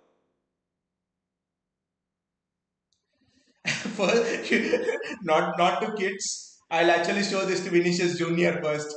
The guy cannot even do half of this, and he wants a bloody Ballon d'Or. That is poor by Foden. He's giving the ball straight to a Liverpool player. That is poor. Do not concede. Do not concede. Jeremy Doku with the ball. Haaland is there. I think there's a ball over to Savinho, which is there. There's a ball over to Savinho, which is there, and that's a foul. That's a foul, and it's a free kick. I think Sabozlai will he get a yellow? I don't know. I can't really. I'll show it to Vinicius Junior first. The idiot wanted a Ballon d'Or, and he cannot even. And he made Bradley feel like prime Cafu was defending.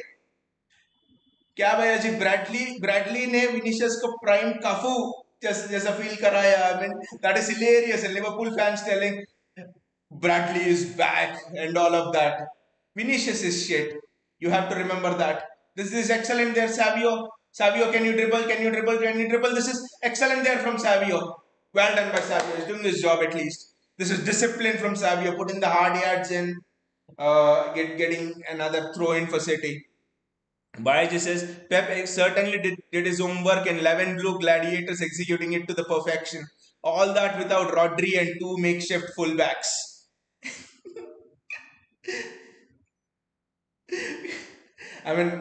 Just I think Bayaji, I think it's not fair enough to call both of them as makeshift fullbacks. I think because Nico Riley, if you ask me, at this moment, Arsenal fans might tell Calafiori ta instead, but Nico Riley is the best left back.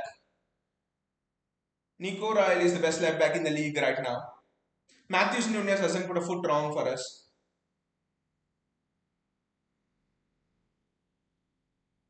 So I don't think I think now we are in the territory where they are no longer makeshift fullbacks.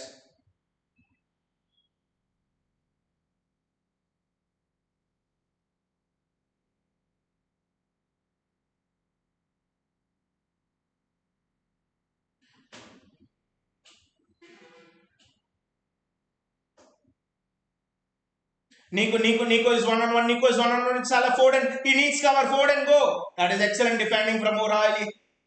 That's a throw in for that is a throw in for Liverpool. The defending from O'Reilly is outstanding. This is what I meant. Saka, Noni Madueke, who was very good then when we played Arsenal. Salah, Nico O'Reilly has gone up against Mbumo, Brian Mbumo. I think Brian Mbumo was the other way. I think United match. I don't know. I think it's Cunha. Maybe he went up against. He's gone up against the best fullbacks in this league till now, and he's absolutely been superb. Ah, well done by Nunez. Mistake from O'Reilly. This is what O'Reilly needs to learn. Never dive in, kid. Never dive in, kid. Especially at this level. Never dive in, kid. That is his only mistake today and could cost us something still. Do not concede a goal, guys. Do not concede a goal. Do not concede a goal. Do not concede a goal today. I want the sheet to be much more cleaner than this.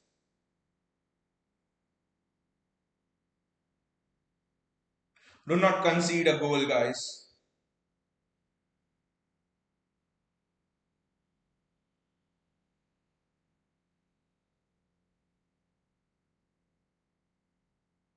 Very well defended.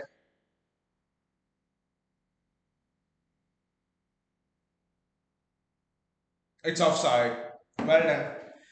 Bayaj, Gautam says I'm missing Grealish. Anyone feeling same? Gautam, one thing I know, you're not missing Savio. That's the thing I know for sure. You are definitely not missing Savio. Every time you do not want Savio to come, he starts in every bloody Champions League game.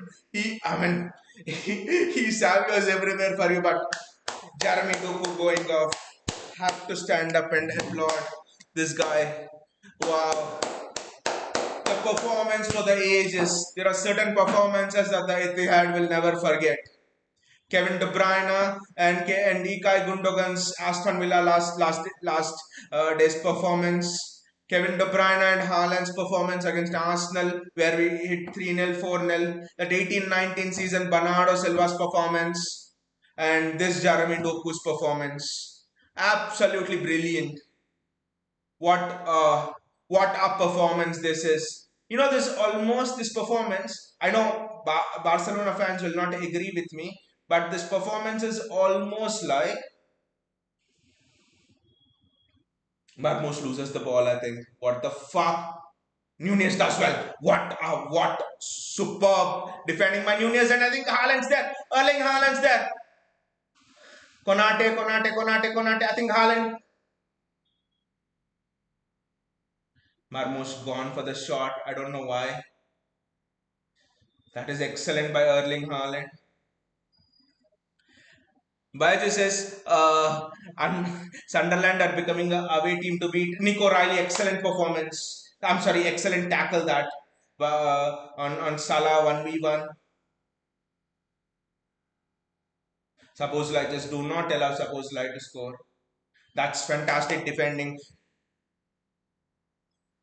Bayaji says, not one school midfield physically bothered us today, which was the main topic point before the game. Our trio are playing like legendary Barca midfield.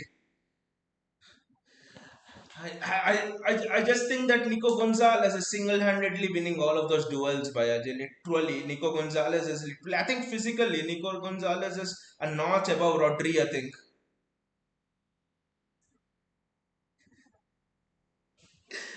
Salah with the corner. Please do not concede. Virgil van Dijk. That's a foul. He's pulled Savio's shirt. That's a foul. He's pulled Savio's shirt, but I don't think the referee is given anything. He's pulled Savio's shirt.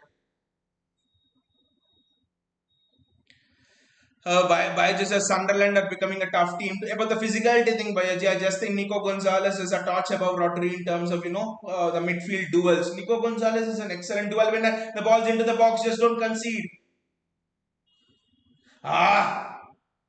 Salah, what a save by Gigi! What a save that is by Gigi Donnarumma! He's pumped. What? Gigi Donnarumma.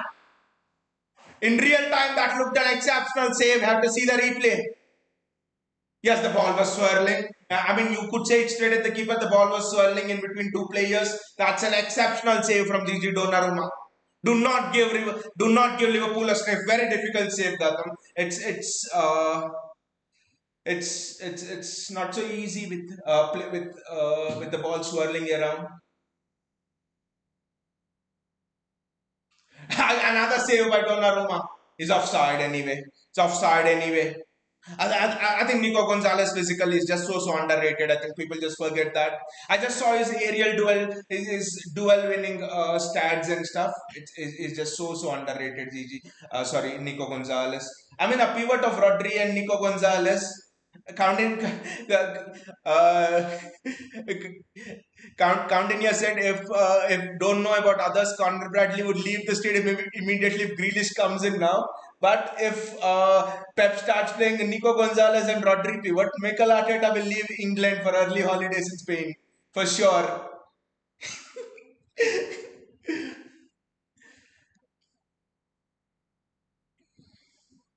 About Sunderland, we'll talk by because that Sunderland have impressed me as well.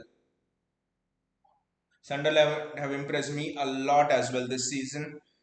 Again, about the legendary performance by Doku, and Gotham says Doku is leaving. It was great. Thank you, Doku, for a memorable performance. But about Doku, there was one performance, Real Madrid versus Barcelona at the Santiago Bernabeu. They say up to this date that was the only performance where Real Madrid fans. That was the only match up to date where Real Madrid fans actually clapped off a player. They clapped off Ronaldinho. I think today's performance by Jeremy Doku deserves the same this thing where it was. I know it was in a home stadium and all, but that was. I rate this performance as good as that Ronaldinho's performance because he had everything. He turned players inside down. They were doubling up on him and could not do anything. It was. I mean, this is. I think if you rate the best winger performances ever, probably Ryan Giggs comes out on top. What he did in the FA Cup final '99 against Arsenal. Sorry, was it 99 or when they won the treble? I think it was when they won the treble. So I think Doku's will be in the top. Hazard's performance one against Liverpool maybe where he single-handedly won Chelsea the game. I think this Doku's performance is up there in the top three best performances ever by a winger in the Premier League. That's how good this performance is. Jeremy Doku.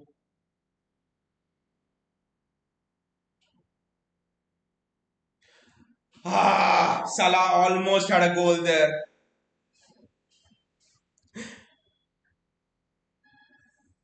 Gautam says, poor Conor Bradley. While this is Savio should stop assuming a foul on his own. Salah was not offside. Salah was not offside. Exactly, Salah misses. Salah misses. I think if Ederson was there, Gautam, I think if Ederson was there, that would have been a goal because of Donnarumma's height, the attackers cannot chip him easily, so they're always putting in that extra effort to get it into the corner, and that's where they're actually missing. What a save from Donnarumma! We've done that. Gautam, it's an all-round performance. We are almost on the 80th minute. Still, I'm not confident. Donnarumma does absolutely brilliantly there. Wow.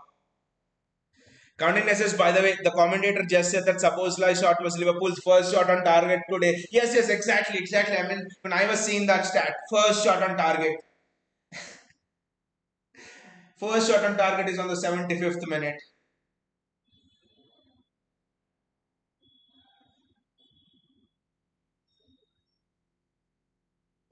Savio again. Savio drive. Marmoush, that's a good ball, and Marmoush has to give it back to Savio. Savio there, just contain the ball. Foden's there, find Foden, find Phil Foden, Savio, find Phil Foden. Yes, Foden's there, Bernardo Silva, Savio. Back to Ruben Diaz. My God, Bernardo's at right back now. He's everywhere.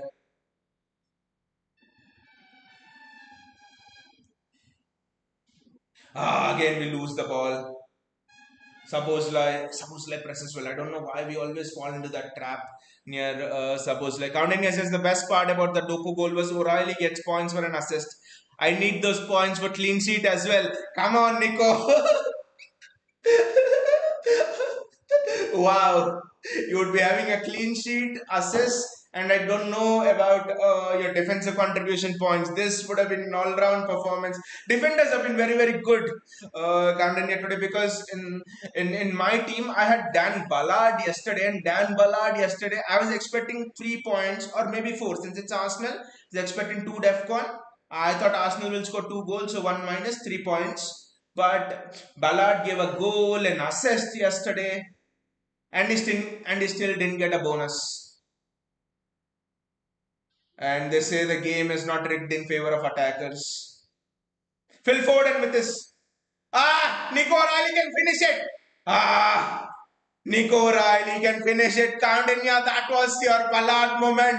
That was Nico Riley's Ballard moment. Goal and an assist. Wow, Nico Riley should have done a lot better there. I don't know why he took his shot the first time. I don't know why he took his shot the first time. Nico Riley should have absolutely thumped that. I think Nico Riley against Bournemouth, he missed a sitter. And against Bournemouth, he missed a sitter. And here is missed. I think O'Reilly should win 3 goals right now. Who? Gabriel. Gabriel, who?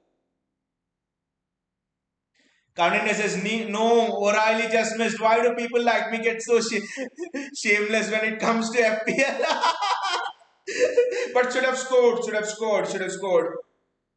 I just think O'Reilly had more time to take a touch there. I don't know why he went for the shot, but he had time to take a touch. Gautam says cramped. O'Reilly is cramped. I think he should go off Gautam if he's cramped because he's done very well. Because I think you cannot have someone who's cramped to defend against Salah. I just think right now they should come on. Just give rest. The lad's been outstanding today, O'Reilly.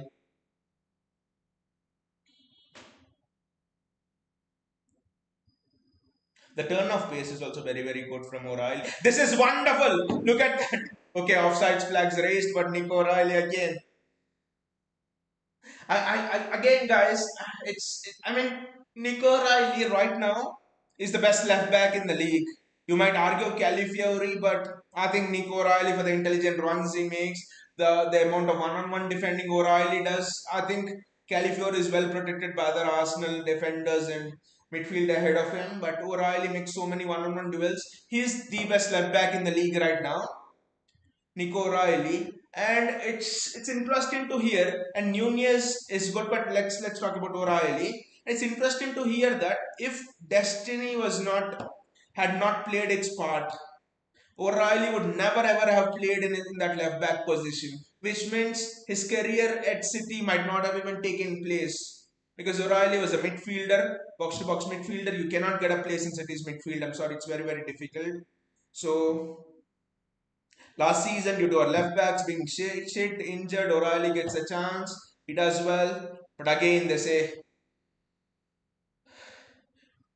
when the door opens, just bulldoze it and get it in. That's what O'Reilly did. It's sort of inspiring looking at what O'Reilly has made that left back spot in his own, literally, in a space of a season.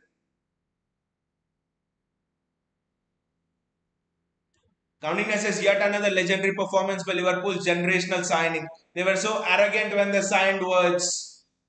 And after the Eintracht Frankfurt match, Kandanya, where I think Wirtz provided 2 assists, they were like, they were describing Wirtz to be the next Kevin De Bruyne. They were describing Wirtz to be the next best thing in the Premier League. And Bernardo Silva gets the ball. That's a throw in for City. Bernardo is just irritating Liverpool. Look at that. I'll put my hands up here and say to Bernardo Silva, sorry I was wrong about Bernardo Silva. I just thought he had stayed a season more, but Bernardo Silva playing like this, he can stay how many other seasons he wants at City. He has been an absolute unsung hero. Bernardo Silva, Phil Foden, you will not see goals or assists for these, but these are your absolute unsung heroes. Bernardo Silva and Phil Foden. Just because Salah is always offside. Just because Salah always goes for his vacations to Germany and then meets up with Timo Werner, has a training camp over there. How will he be on side? Omar Marmoush. I think Erling Haaland needs to be in position for that. Erling Haaland needs to be in position for that. Across to Erling Haaland. O'Reilly is just being a bit more ambitious right now. JSK says Ben 10, 0-0-1-1 by the way. 11 matches, 0 goals, 0 assists. I'm seeing with the binoculars, guys. Cannot see Florian Wirtz anywhere near the goal. Can you? Can you? Where is Florian Wirtz assists and goals? 140 million. एक पैसा का भी काम नहीं किया. How can he get those valuations 140 million without एक पैसा का काम नहीं किया. 140 मिलियन का चूना लगा दिया.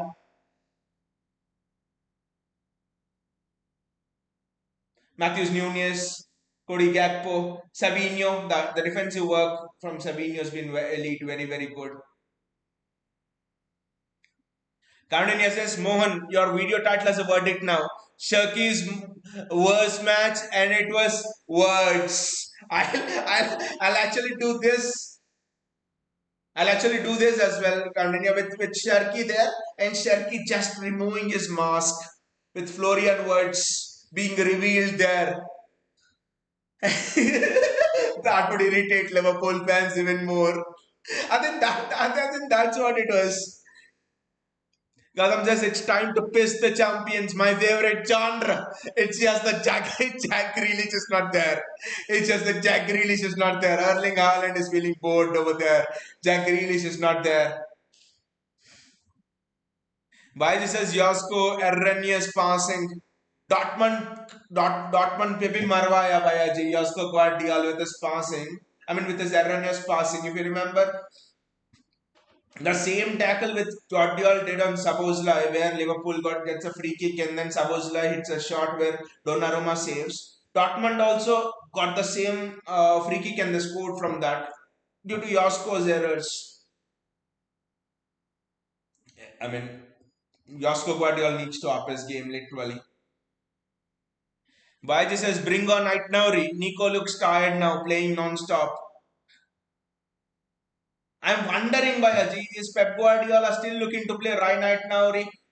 This is excellent. His full Savinho there. His full Savinho there. Curtis Jones.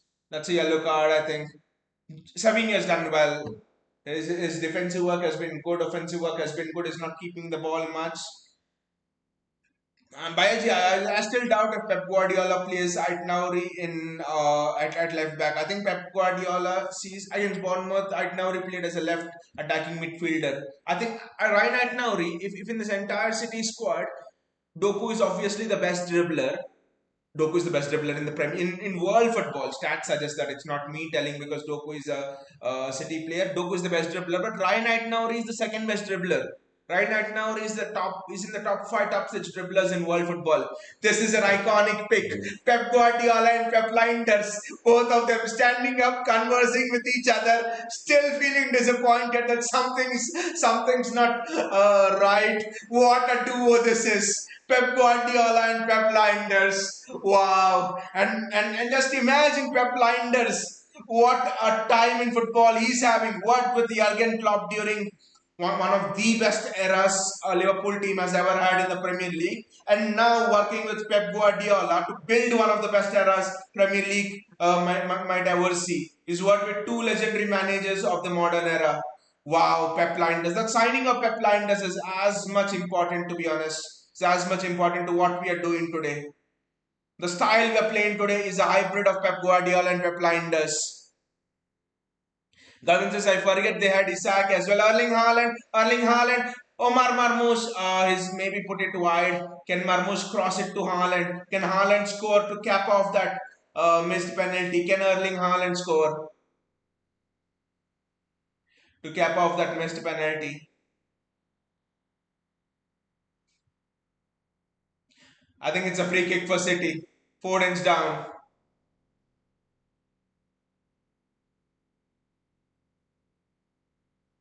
I think it's a yellow card for Van Dijk.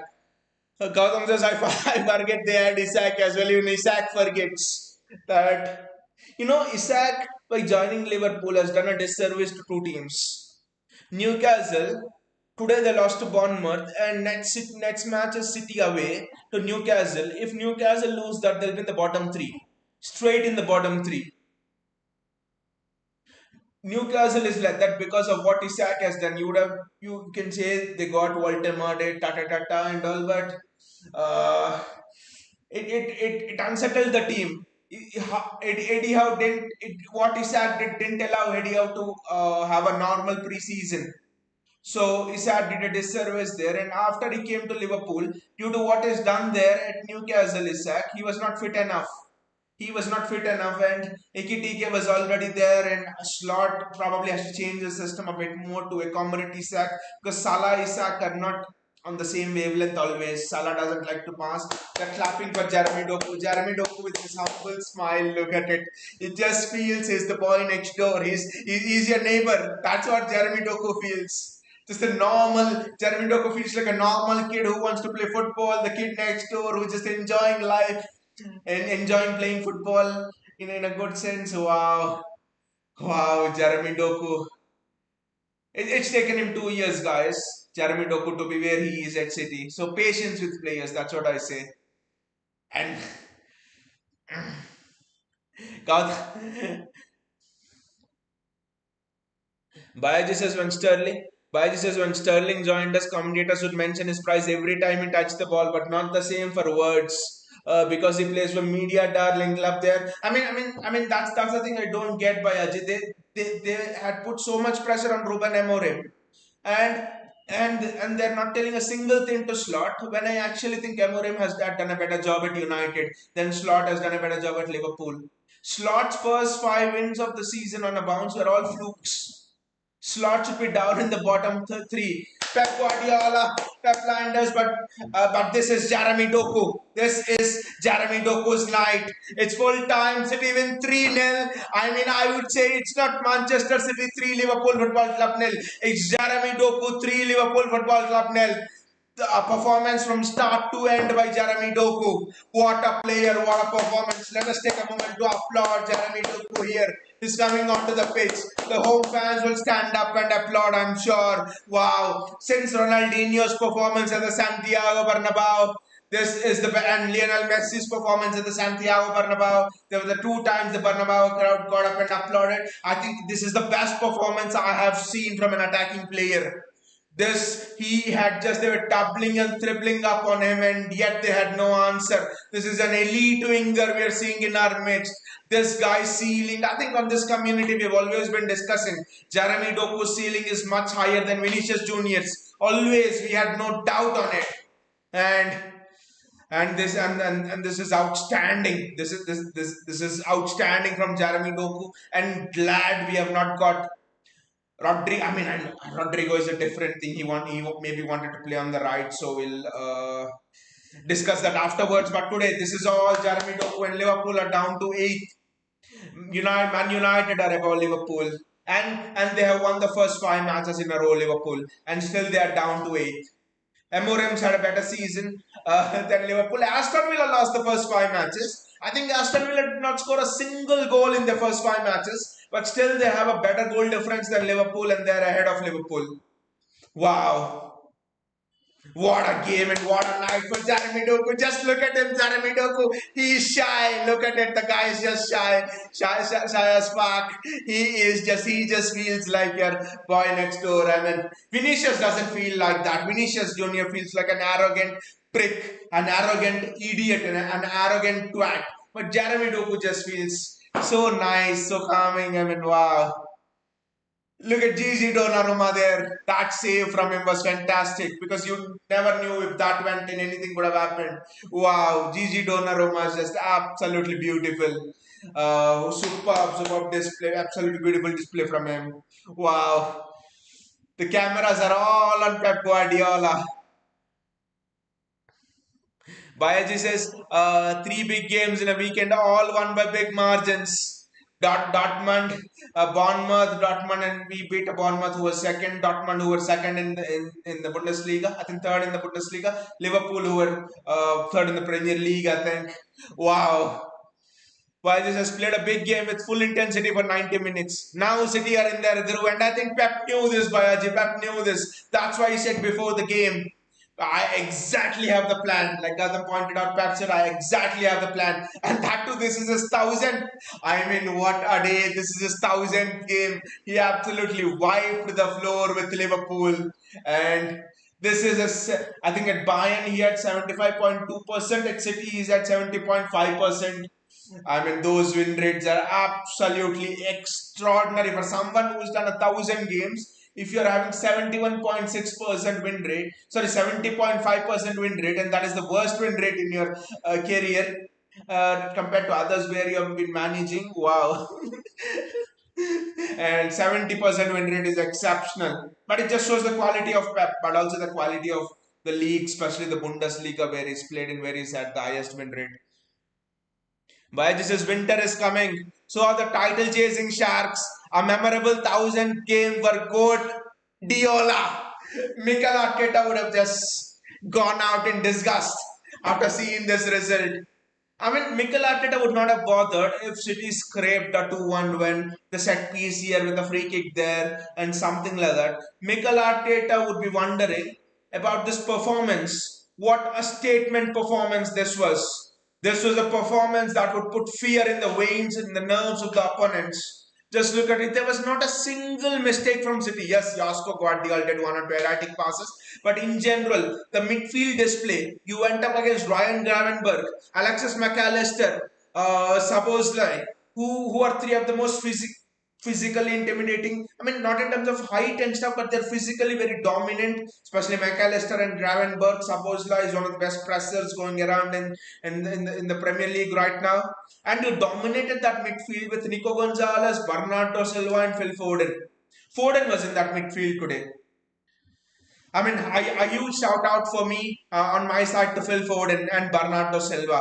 Yes, Nico Gonzalez played well. I'll come on to that. But Phil Foden and Bernardo Silva were absolutely exceptional. Especially Foden in the second half, dropping into the pockets. Bernardo Silva, with that taking the ball. I mean, Bernardo Silva today took the ball under the pressure of Szoboszlai. I have not seen anyone, even Real Madrid's Arda Güler, Jude Bellingham struggled with the press and the pressure of Szoboszlai. Bernardo Silva took it under the pressure of Szoboszlai. It's almost like Bernardo told Szoboszlai, "तू तो अभी आया है, आप 2018-19 का video tapes देख." Robbie Firmino, Wijnaldum, Sadio Mane, I escaped their press. What the fuck are you in front of them?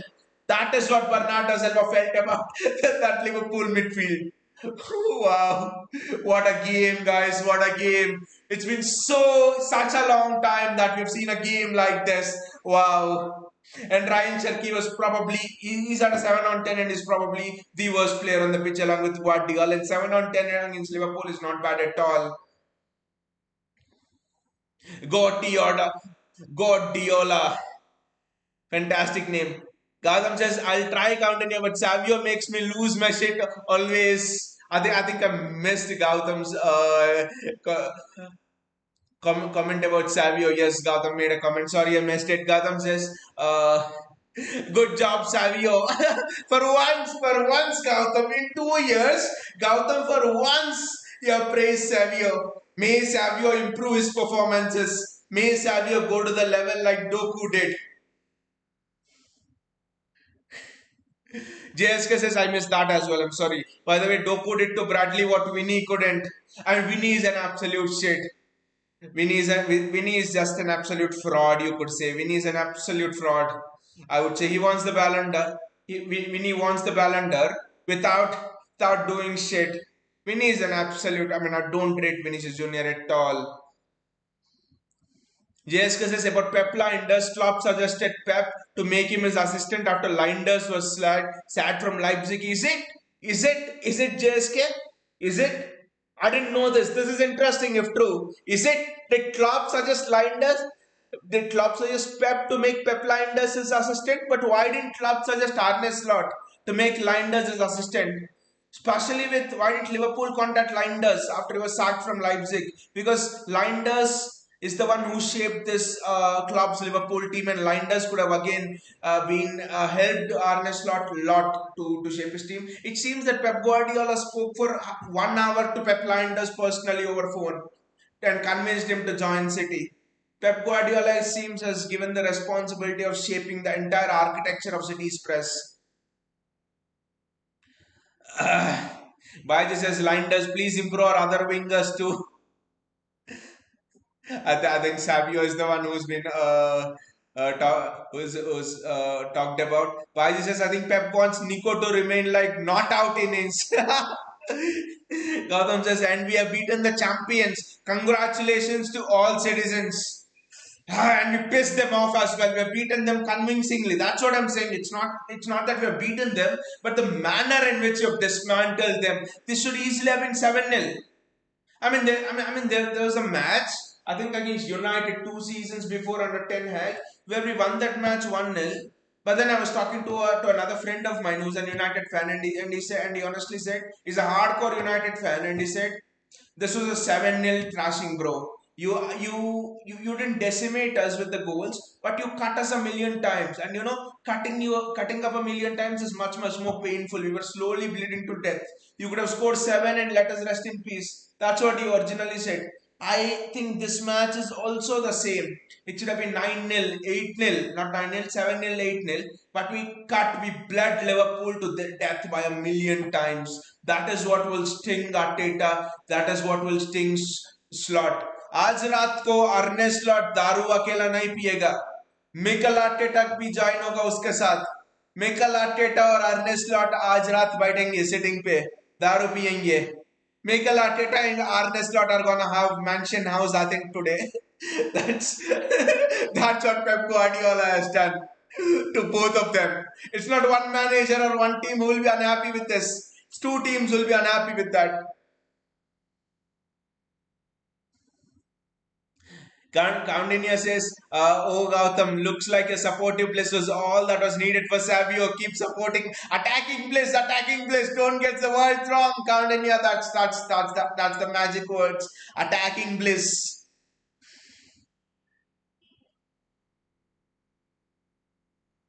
And Bayaji, winter is coming. Shall we give gloves to Jeremy Doku as well? I think we should call Riyad Mahrez and tell him to present gloves, those famous Riyad Mahrez gloves. Mahrez is always shit at the start of the season. Once November, December comes, he wears those gloves and attacks the shit out of opponents. Bayaji says Pep didn't fuck around with settled lineups and it bore the fruits. But Bayaji, that's the thing, Bayaji. Against Aston Villa, if Pep would not have fucked around with John Stones and would have played this lineup, we would have defeated Aston Villa, which would absolutely have meant the difference to Arsenal would have been 1 point. This is not a difference at all. I just can't imagine against Spurs, Aston Villa, and against Spurs, Aston Villa, and Brighton. How are we not able to take 2 points out of 9 available from those three? How are we not able to take 2 points? I'll still not understand. That Aston Villa game, now thinking back to all of this, that Aston Villa game, why did he have to bring in John Stones? We would have won that game with this lineup. I understand Spurs and Brighton games, starting of the season, fine. You're settling in with a new squad. But that Villa game, that is the outlier. We are on a huge winning stretch. Champions League winning, huge unbeaten stretch, mostly winning except the draw with Monaco and loss with Aston Villa. But why did you want to break up that winning combination? Bring John Stones in, experiment with a new tactic, because it would have been 1 point between Arsenal and us now. This international break would have just turned everything around. It would be 1 point. Gautam says, as a team, one thing you just don't want in Premier League and inform fully fit City side chasing you. You can ask Liverpool and Arsenal about the same. That's why Gautam. That's why today night Mikel Arteta and Arne Slot will be sitting together and drinking. They'll be have a drinking party. You know, celebrating celebrating the sadness together. Arteta would be saying to Slot, I gave you one job, one and only job I gave you. I gave you the 3 points at Anfield as well. I gave you one job. I gave you one job. That too to stop Pep. Even a draw would have been fine. What did you do? You, it's not about you lost closely. They absolutely decimated you. And honestly, if Cherki was, I think Cherki was drunk today on the pitch. If Cherki was even a little bit sober, I think Cherki would have had 2 assists on his own. The game would have been over in the first half. Cherki was absolutely drunk today. And yes, the blue shark. You do not want the blue shark to be chasing you. Gautam, yes, absolutely like you mentioned, the blue shark. If it smells blood, that is what Arteta will be afraid of. Gautam, it's not City beat Liverpool. If City would have beaten Liverpool by a scrapey 2-1 winner or something like that, Arteta would not be that concerned. You know what the concern is? The blue shark has smelled blood. Blood is something you do not want the shark to smell. Once it smells the blood of the title race, God Himself cannot stop, even if He wants to. That is what Mikel Arteta will be very, very afraid of today. Why did he would be asking Arne Slot today night when they're drinking together? Why did you let City have the taste of blood? They are vampires. They are blue whales and vampires combined together. They're blue sharks and vampires combined together. The taste of blood, the taste of title race blood. They will now be dreaming about it day, night. Pep Guardiola will be dreaming about this title race. Pep Guardiola, I'll be very fair and say that at the start of the season, neither I nor you guys, because all of us have discussed our targets, and most of our targets were far in the Champions League, maybe a quarter final or a semi final, and then a top three finish in the Premier League with one of the domestic cups were our target. None of us in the here expected us to win the Premier League title this season because, let alone the title, be even in the title race this season because it's a rebuild. We're having a rebuild after a long time. Pep's not actually had a complete rebuild, so it's an unknown. So we thought we'll give this chance to Pep one season, but after seeing this performance, Pep Guardiola will just, after seeing this performance, Pep Guardiola will just say, fuck the rebuild, fuck everything. I want title. I want title. It's the title race. Even in dream, when he's away, title, title, title. That's what Pep Guardiola will be obsessed about. Wow, you have awakened a sleeping giant. Pep Guardiola was quietly rebuilding the City side in the middle. Pep Guardiola was quietly rebuilding his City side on the sidelines, and now he's just awakened. Gautam says, I know we are in a rebuild, but this rebuilding City is enough to get over the version 8 of Arsenal. Gautam, version 8 of Arsenal with £1 billion spent. Version 8 of Arsenal with £1 billion spent. 10,000 crores spent. Still the highest goal scorer in your team is a defender. Still you're relying on set pieces to score the majority of your goals, and still you're clinging on to results after £1 billion spent. And your version 8, you're having an eighth year in a rebuild. I do not know. I think Mikel Arteta might match Sir Alex Ferguson's record in the seasons managed, and he will still be rebuilding. How much more will Mikel Arteta rebuild?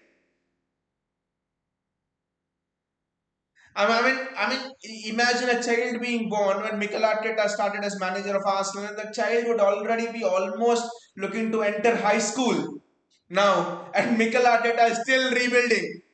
And this season, still they've spent money. $200 million, I think 150 million pounds something. Mikel Arteta is something else. Gautam says Savio wear gloves. Let's see this season. Can he get it done? Riyad Mahrez. We want officially Riyad Mahrez coming and passing over the right winger gloves to Savio. It just see that just means that Mahrez enters Savio and then he plays. I don't know. I know that doesn't make sense, but yeah, what that gloves means is Savio in Mahrez mode. I want to see Savio in Mahrez mode. That would just be something else. Gautam says an interesting stat. City haven't lost a single match in the last 11 when Doku started. Against Aston Villa, didn't Doku start, Gautam? I don't know. I don't know. I don't think Doku. I don't know. I can't remember. I'll have to see. But that's a fantastic stat. Doku's having that stat. Remember, Rodri is there to come back. The best CDM in world football. People say Caicedo, Tata and all, but it's Rodri. But it's Rodri. And imagine a double pivot of Rodri and Nico Gonzalez when Pep needs it. That will be something else. I'm so happy we beat Liverpool. Yes, yes, bro. We're all happy that we beat Liverpool. Kazim says Nico Gonzalez deserves all the credit. Not even once I felt that we are missing Rodri. That's the thing, Gautam. Imagine a double pivot of Rodri and Nico Gonzalez. That's done. The midfield tied up. It's almost if you play Nico Gonzalez and Rodri in a double pivot, it's almost the entire midfield locked up in chains and thrown away, and the key thrown away. No one can untangle those chains. Nico Gonzalez and Rodri. Wow. And Rodri is yet to come back. Marmoush is not yet fully fit. Savio is just getting into his getting into his core. I mean, Erling Haaland seems to have. I don't know if you guys have noticed it or not. Erling Haaland used to be shit at headers till last season. I know he's tall and all, but Haaland spoken a lot about him being shit on headers and stuff. I just think this season has improved a lot from headers. I think this is what there was I think against Everton he scored with his header. Today he scored with an header. I think against Everton he hit the bar from a corner with a header. I just think Erling Haaland's just improved his heading skills a lot. It shows again the mentality of the guy. There's a pic there showing on the post-match analysis show where rain is falling and Virgil van Dijk has his shirt to the face like this. Wow. So early, but I say we are going. Nobody, nobody. We are not going to talk. We are not going to talk about that. No, no. One game at a time. Let us dream. Let us dream. But let us be realistic as well. Let us dream. Yes. After this performance, we can absolutely dream. Yes. Kadam says no. Doku came from the bench. Okay, Doku came from the bench against Villa, but I think this midfield is absolutely superb. Doku, Bernardo Silva, Nico Gonzalez. Nico Gonzalez and Haaland, and then in the middle, Doku, Ryan Cherki, Bernardo Silva, and Phil Foden. One of I think absolutely very good midfield that is. Probably if you want a change, maybe Cherki, Savinho when you want more width, for example, or maybe Bernardo Silva. I mean, the thing is with Bernardo Silva again. I think if you replace Bernardo Silva, you want to put Foden back and then probably put someone in the middle. I don't think. It'll be interesting if you can introduce Ryan Aitnouri into that midfield somehow. Maybe you could put Phil Foden back in that eight role, in that six role. I'm sorry, which is sorry eight role, box to box role, which is doing very well. And then I think you can put in Ryan Aitnouri in that midfield. It's a left field idea, but yeah, because Ryan Aitnouri is also unpressable. His dribbling, the way he can get out is of tight spaces is unmatched. So we could utilize it more here, I think. Gautam says, where will Tejani come in? I, I, I, I actually think I actually think Gautam, that's an interesting question because I think the Dortmund game as the answer for how Tejani Reinders fits into this. The Dortmund game is the answer for how Tejani Reinders fits into this. Because in the Dortmund game, you saw Phil Foden having so much of space. So Tejani Reinders was providing you with those vertical runs. He was running well with the midfield. He was running well with the ball, which just attracted players and gave Foden the space. I think that is the role of Tejani Reinders. Tejani Reinders in Syria was almost unpressable, but I don't think he's still yet. It's his first season. He's still up to the Premier League standards. I think in terms of being unpressable. The positives of Tijani Reinders is his vertical running is very strong. The way he can run with the ball and without the ball, making those runs, he will create space for all of those front three, front four. Tijani Reinders, just a Gundo used to do. The weakness of Tijani Reinders is I just don't think he's unpressable. Even Gundogan was not unpressable. That's why Bernardo used to drop deep even when we had Gundogan over there in that midfield. So that, but Tejani Reinders where he comes is for me, I think it's in the Dortmund game. But I think he comes when he comes in place of Bernardo Silva to release Phil Foden up front. I think, and also I think Phil Foden might be our Bernardo Silva successor because he's adapting really well to that eight role. Gautam says Sunderland away is the new Anfield. I mean, when Bayaji mentioned it's Sunderland away, I think we'll actually talk about it because Sunderland away is it's very tough. I think in our next three fixtures or what, I think we're having Sunderland away. Sunderland away is difficult because long throw-ins. Are we equipped for? I mean, if Arsenal are not equipped for long throw-ins and corners, how can we be? But yes, Sunderland away is interesting. I mean, and Dan Ballard on Erling Haaland as well. That will be a great physical battle. It will be interesting. It will be interesting. And Jeremy Doku, what he does. But one thing about Sunderland is Sunderland, if they have to attack, they can only go long balls because if they go short balls like playing out from the back, we'll absolutely press them like what Arsenal did to Lefeu yesterday, what Declan Rice did to Lefeu yesterday. So I think that is where it is. I think with Sunderland the key is long shots. So I think ball retention will not be a problem against Sunderland because they'll just kick the ball up most of the times. I just think with Sunderland, long shots are gonna be key. You're gonna take shots from outside the box because they'll be backing up a lot. So it will be interesting. I think we need Rodri for Sunderland away to dominate that midfield. Gautam says, how will we replace Bernardo next season? Interesting question. Interesting question, Gautam, because honestly, Tijani Reinders could he be the successor to Bernardo Silva? I don't think. I think Tijani Reinders is the successor to Gundogan because Reinders does neither as. I think both are different players. Reinders is more like Gundogan, late goals, late runs. So I'll keep that aside. Is there any player in world football? Fede Valverde is someone. Maybe Joan Neves, but no, why will Joan Neves come? So it's interesting. Are there any alternatives? But I think the best replacement of Bernardo Silva is Phil Foden. He's got the engine as well, like he showed complete midfield performance. Phil Foden. I mean, he's dropping into that eight role very well. He's controlling play. He's not pressable. I just think the best alternative is Phil Foden. Drop Phil Foden into the Bernardo role and probably you play Ryan Cherki up front. I mean Cam, and then you have got your two wingers anyway. So I think Phil Foden is the answer. At least now what I see, Phil Foden for me. Gautam says we might not need Bernardo against Sunderland and play both Rodri and Nico as a double pivot. True, Gautam. Because so Sunderland are not some. I mean, I think you need Bernardo when opponents press, like you pointed out. So long balls, I think you need Rodri. Hopefully, Rodri is fit. I think Reinders might actually be a better option. I know we. I mean, we might as well play Rodri, Nico Gonzalez, and Tejani Reinders in a midfield three against Sunderland. I think that is the best combination.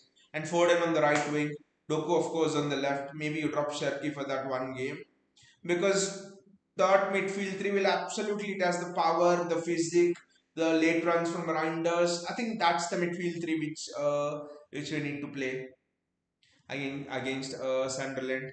But it will be interesting against Sunderland how we defend because yesterday because yesterday Dan Ballard was coming into the forward positions as well. So can Josko Guardiola and I think Diaz will like this game. Diaz will like the physicality of this game very, very well. I think our backline is actually well suited. Diaz, Guardiola, O'Reilly, Nunez, not at that monster physical level, but in Diaz, O'Reilly, Donnarumma. I think we have a nice backline for Sunderland away.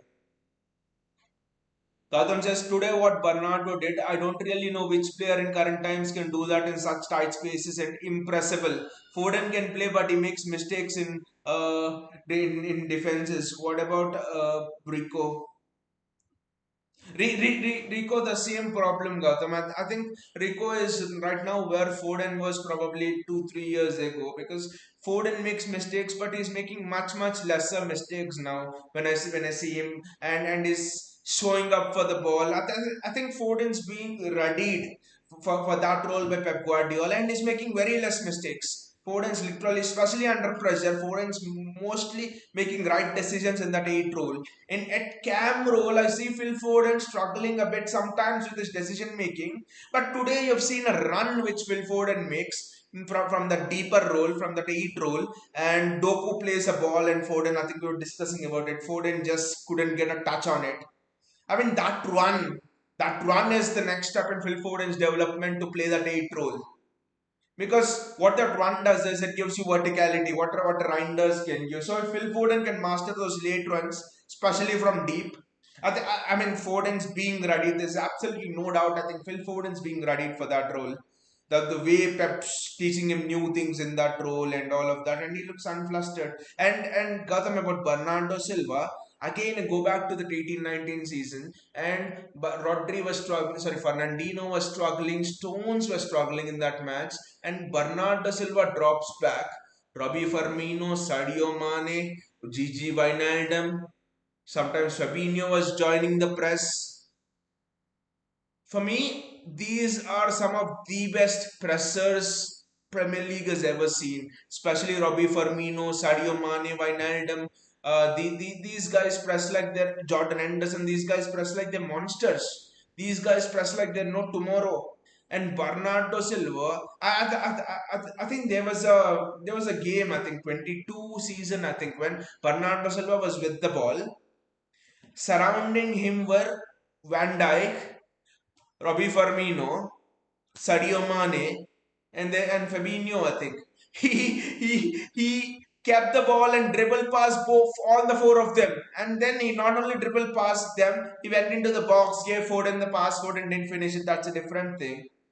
I mean, wow, Bernardo. And I think there's no one in the world better at doing. Fede Valverde cannot do this. Come on. Fede Valverde cannot do what Bernardo Silva is doing.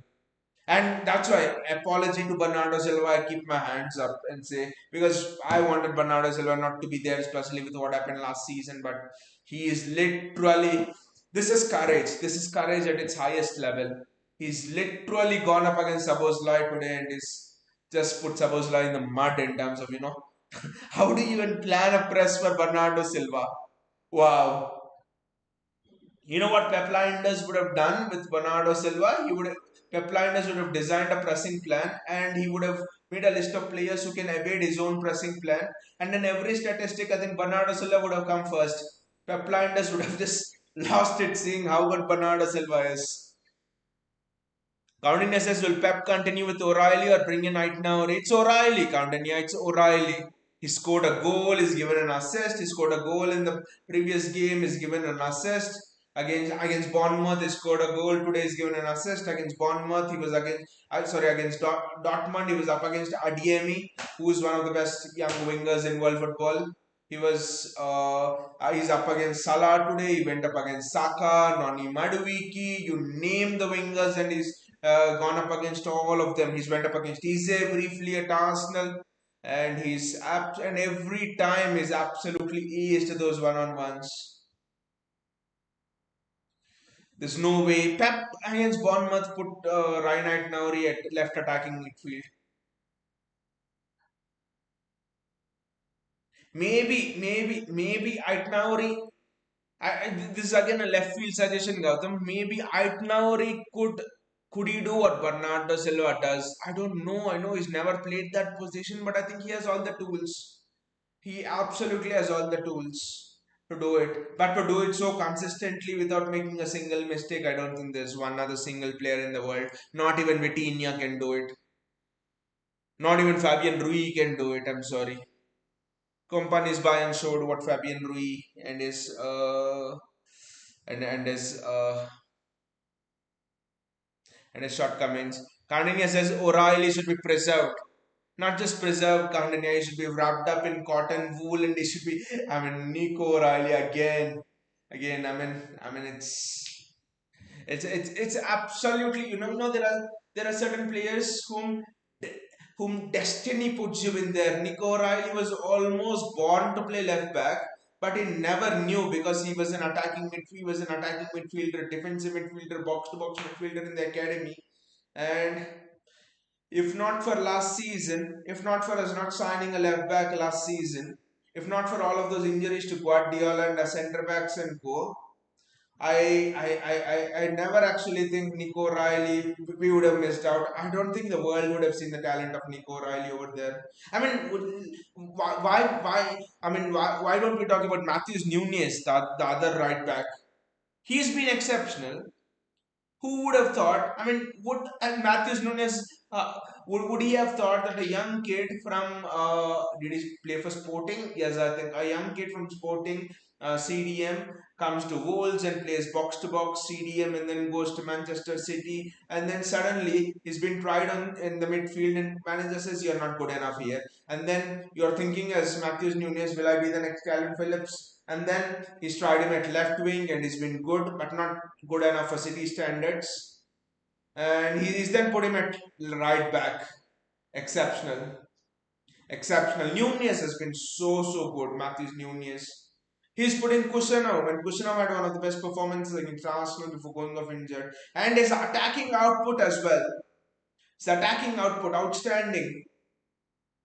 I mean, you cannot mark Matthews Nunes today. I'm sorry, you cannot mark Matthews Nunes today because if you're marking when Pep is allowing the fullbacks to have the width, it means both Doku and Cherki are in narrow. If you go and mark if you go and mark Matthews Nunes today out wide, it means Cherki, for example, on that side will have more space, and that would mean and you'll not be able to double up on Cherki, and that's another disaster. So the best thing Pep has done is since the game, I mean, including the game against Bournemouth, is allowing the fullbacks to maintain the width, and is allowing, especially early on in games, and is actually allowing the wingers to drift inside, and you've seen what Doku can do. Outstanding. Actually, Sterling tried to do this a lot of times, and every time he would fail. Doku's just absolutely pocketed that Liverpool fullback, Connor Bradley. What a game we are having.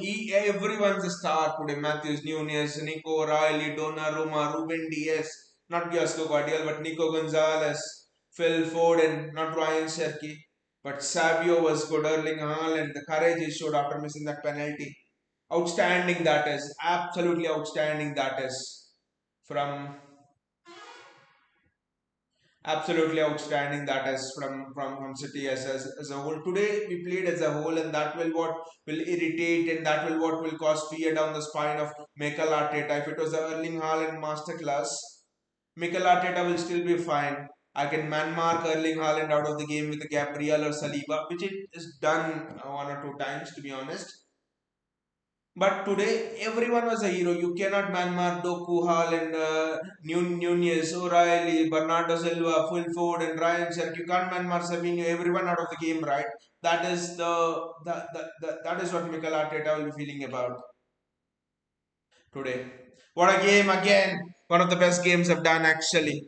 I know that Champions League finals we have done on this channel and everything, and our final minute winner against Aston Villa and all of those things, but this match just felt so much special. I'll rate this match uh, almost near all of those things. Absolutely a fantastic match today. I mean, Jeremy Doku. I'll again clap for Jeremy Doku. today. I mean, since Ronaldinho and Messi at the Bernabeu, I think this is the best performance I've seen from a player of any team. I would say from a player of any team. Outstanding performance, start to finish. Defensive work, offensive work, the maturity in the passing. He put Foden through once. Created a penalty for Erling Haaland. I do not know how Doku doesn't walk away with a hat trick of assists today. Jeremy Doku, what is this the start of a is this the start of a legendary winger that we are seeing? And Pep moving him into central spaces. This is absolutely outstanding from City, and again, fantastic, fantastic. Thanks a lot to all of you for joining me. Thank you, JSK. Thank you, Gautam. Thank you, Bayaji. And thank you, Kaundinya, for joining me. It's been wonderful. It's absolutely been wonderful being with you. I mean, that too on this match where we were outstanding. The conversations we have had. I mean, it's just been so lovely, especially about Savio. Then we've seen the performance of Doku, Haaland missing. I think there are days when you win matches and you're ecstatic, and then there are days when you lose, you're sad. The Villa game was one example. The Bournemouth game was in another. But rarely do games like this come around where Haaland gets the pen, ecstatic. Haaland misses it, absolutely sad. Haaland scores, absolutely on top of the moon. Van Dijk scores, upset again. I mean, this match had all the ebbs and flows. I think the Sunderland Arsenal match and this match is even more of a classic, I would say, on how on how we decimated Liverpool. And Liverpool almost had full strength today, except one or two players. They had their full midfield today: Gravenberg, McAllister, and Szoboszlai. But what a game! Counting says, I'll remember this match with the involvement of our community in the discussion. Kudos to everyone. Yes, cheers to everyone. That's what I mean. One of the best matches, literally.